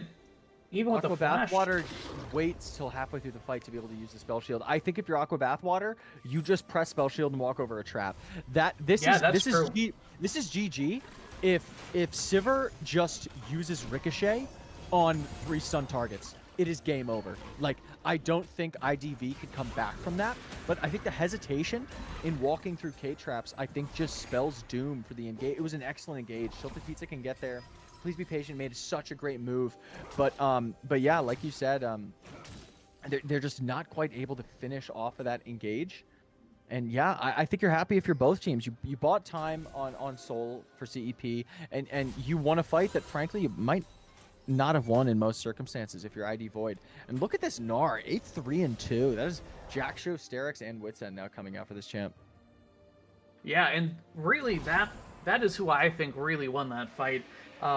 Matty was definitely putting out some damage. Sayuki was doing a lot. Everyone was part of it, but Tixi was really able to clean up on the Gnar, who... I mean, we saw them do well in lane, we've seen them have some great hero plays, but this was the first fight that I felt like they really, really took it to the next level. And in my opinion, that's the only reason they won it. Yeah, I think so. I got to agree with you. I think they got up by the skin of their teeth there, so they're holding on. They're still in a fine position. They're up 2.5k gold, right? They still have the dragon advantage, right? It's 3-2. They have the fancy boots, which I'm just gonna say it. That doesn't matter. And they do have the it looks like the lane, or no, excuse me, the map presence right now to be able to set up for this Baron and at least posture for it, right? Baron is the objective that is on the board. Dragon will be down for 2 minutes before we get into another dragon fight. And Dark Binding is going to come out on the Tilted Pizza, who is very tanky. Ace in the hole, going to be followed up by a body slam, but there's just too much health on that champion. And this is the point of the game where I think your notes about the draft compositions are coming to fruition, because the damage dealers using everything on Tilted Pizza without the rest of the team there not killing that champion is not a great thing. Yeah. On the other hand, they did push him away. Tilted Pizza technically had to ult. It's not really a long enough cooldown to matter too much, but they're going to try to make use of it here by forcing a Baron. Yeah, let's see if Conduit can read this. They have the damage to be able to take it relatively quickly, but Canella is here on the side. Oh, moly, we And didn't the use steal. Smite again. It is crazy. Canella going to get stopped. It's kind of an awkward Emperor's Divide, but Levantine is in a really weird position.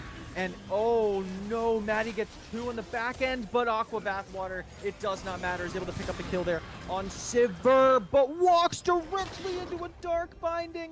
And it is 3 traded over for 2, but notably, Tilted Pizza, oh, great movement there to dodge the Dark Binding. Tilted Pizza is able to pick up the Baron. At the end of the day, 3 for 2 and Baron, I'll take it if I'm Conduit Esports, but still, ID Void putting up great fights here to be able to hold on. If I'm being quite honest, I wouldn't expect this out of this team, or at least this composition on paper at this point in the game. Yeah, not at this point. I completely agree. I think that they wanted to end earlier in the composition, but the way they're playing these fights is actually pretty impressive. I felt like by now Conduit would be really, really strong, and I'm pretty sure that Tigsy wasn't even at that fight. Because they were on the side lane. So, yeah, Silas was neither. It was a 4v4. But yeah, again, but you think like Tigsy's more important into the fight than the yeah, for sure. Silas for now.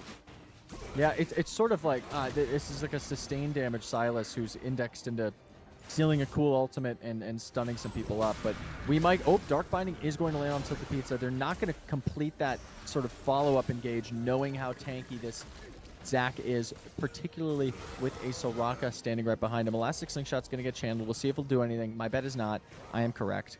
I am a god. Anyway, they're going to posture around this dragon again. This is possibly sold for IDV, and this puts CEP at soul point. That is so much damage. Bomba coming out. Is it going to matter? Black Shield is there. Please be patient. Take it down to half. Caxi is as well on the other side. However, it is Gragas. Gragas can drink booze and then heal up, but Elastic Slingshot being used. Again, there is Emperor's Divide being used, and uh-oh, this is not the place to be if you are IDV. That is members going down. We're going to see what damage follows up. Soul Shackles does not matter. That is too much damage coming out. Goes down before the stun is able to go through, and we get Tigsy stunned up. Oh no, there's the Gnar ultimate. Oh, Tigsy, wrong place, wrong time. Is the Hop going to be able to do it? Yes, it is!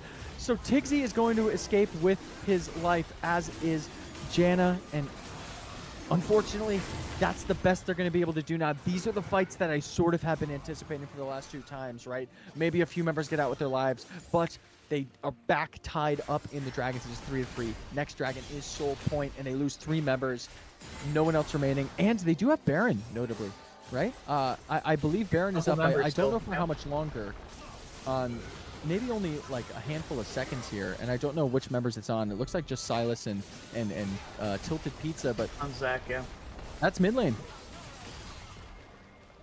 Yeah, and that puts them in position. One bad fight from IDV, and they can run down the mid lane and end the game. Yeah, yeah. But they this don't is want now to give the them the position chance where to reset. yeah, they are giving them a chance to reset. I think if you're a CEP, you don't want to push the envelope too much here.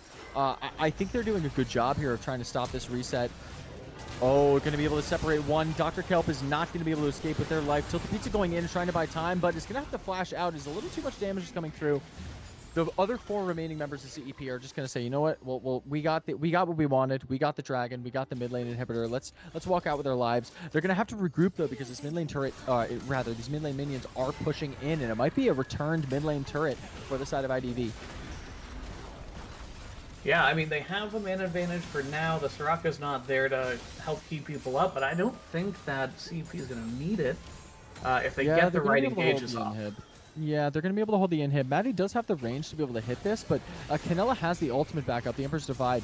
There is the turret to be able to stop that. However, it does not stand for very long. It is not a typical turret. And interestingly enough, Silas and Tigsy just going at it in the bot lane here. I think we're getting to the point where Silas is going to start handedly winning these. Just by nature of the sustain here. Dark Binding is going to prevent that Elastic Slingshot from coming out. Please be patient here with the Gnar ultimate again. It's going to be looking for that E into the engage. Flash not quite up yet, and another Dark Binding is going to stop that Elastic Slingshot. And the engage that CEP is looking for isn't quite going to pan out for him. Good defensive play there by IDV. Yeah, and they got out pretty well there. But I think that last fight in particular really saw that even though they were playing really well around the initial engages, there was just too many. You saw the Silas go in, they saved Maddie from that. You saw Tilted Pizza go in, they saved Maddie and a couple others from that, but then they didn't have anything left in the tank when Canelo went in with the Emperor's Divide, Yeah. and eventually, Conduit is going to win that fight if you give them enough time to engage. Yeah, exactly. I think that's a fair point. Is there's only so many tools that you have to be able to stop that, right? There's hops and dashes on some champions, Monsoon, a tornado, Black Shield will stop something, but you know if unless you play this perfectly and you're only using one escape tool every time there's an engage tried by the side of CEP, there's just going to be more options for CEP to go in, and they exhaust those options and are able to find a good fight, and they 3-0 it. Props to IDV though, however, on the backside of that, being able to read the situation and actually just push the mid lane down to try and at the very least get a mid lane inhibitor turret. They aren't able to get the inhibitor itself, unfortunately, which would have bought them even more time, right? Super minions matching super minions in the mid lane. But they still do have Maddie, who does a lot of damage, has decently good wave clear on the Caitlyn at this point. It's not great on Caitlyn, mainly single target damage, but they're going to try and maintain this prio. But it is a Sivir who now has Navori, Yuntal, Bloodthirster, i.e. Sivir's going to annihilate waves, right? So the later this game goes, the wave clear for the side of CEP is just going to innately be better, I think. So they're going to really have to work around getting priority in lanes prior to objectives here. Otherwise, you know, I think they could just threaten to end Conduit. Oh, for sure. I mean, you mentioned the Sivir, which is absolutely true. But how about a zero wave clear versus exactly. Banana? Exactly. Like, It's all you know, across the board, it really benefits the Conduit side on that. If they play around it, it could be a big advantage.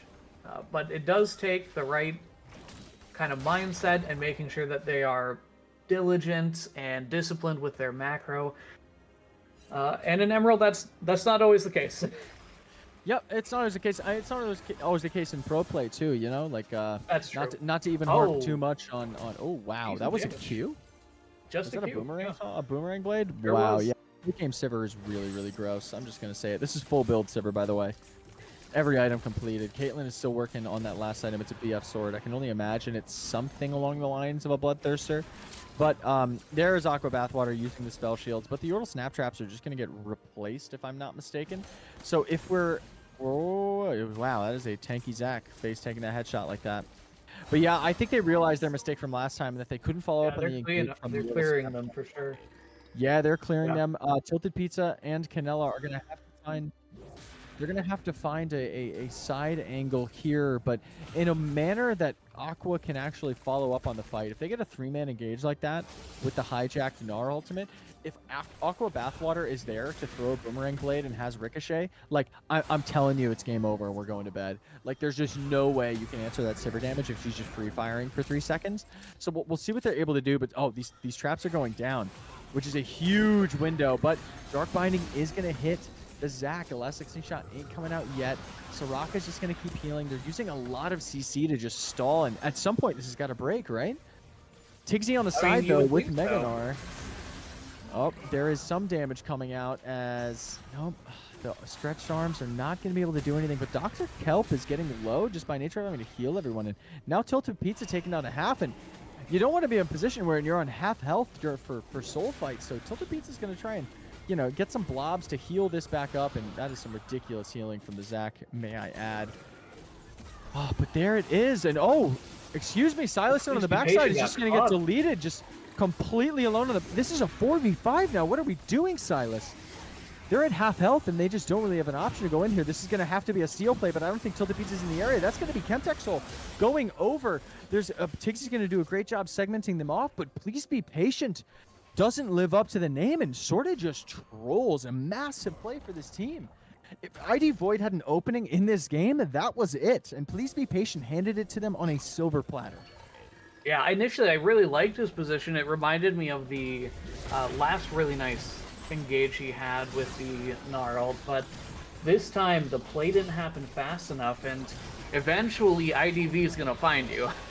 Yeah, and they have the like really good poke and zone just with Gianna Kate as a combo, right? And Dark Binding is just also really good for zoning, right? And like stopping engage. And Sayuki's been doing a really good job of landing those onto the set from, or not the set, excuse me, the Zac from long range. So they don't get the engage off, and then Please Be Patient just is like, screw it, I'm going. But like your friends were all the way in bot lane. Like there was no way that fight or that follow up was gonna happen, and it pays for it with their life and the soul. Yeah, wow. Speaking of the whole getting poked out, I am shocked that they're getting poked out. I feel like Azir and Sivir should be able to have easier and longer range poke in general. Yeah. So I guess it must just be a really nice job from the side of IDV, but they've been playing around these dragon situations really well.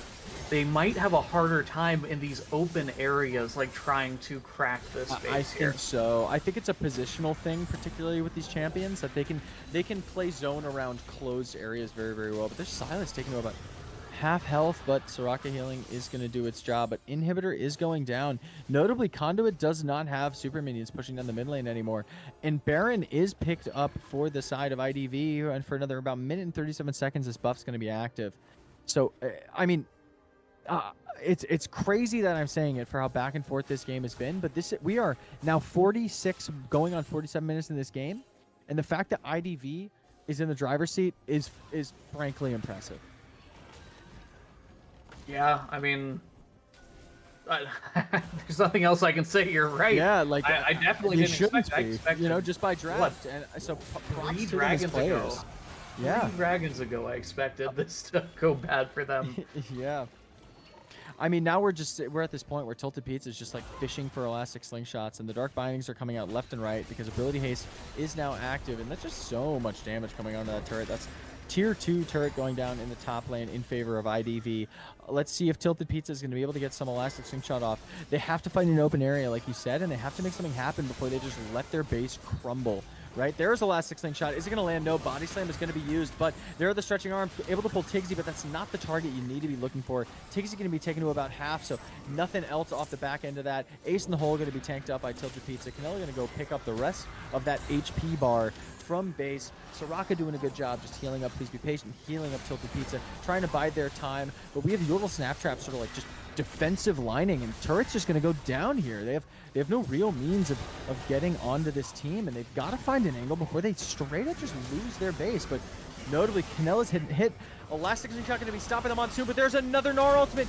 But Aqua Bathwater is hitting the wrong target, hitting Set Yuki, and it doesn't matter. And oh no, it is now a 5v3, and Tilted Pizza is going to go in immediately into Blob form. Dark Help going to go down. Oh my god. Oh my god, IDV just won the game. I'm in shock. I'm in shock.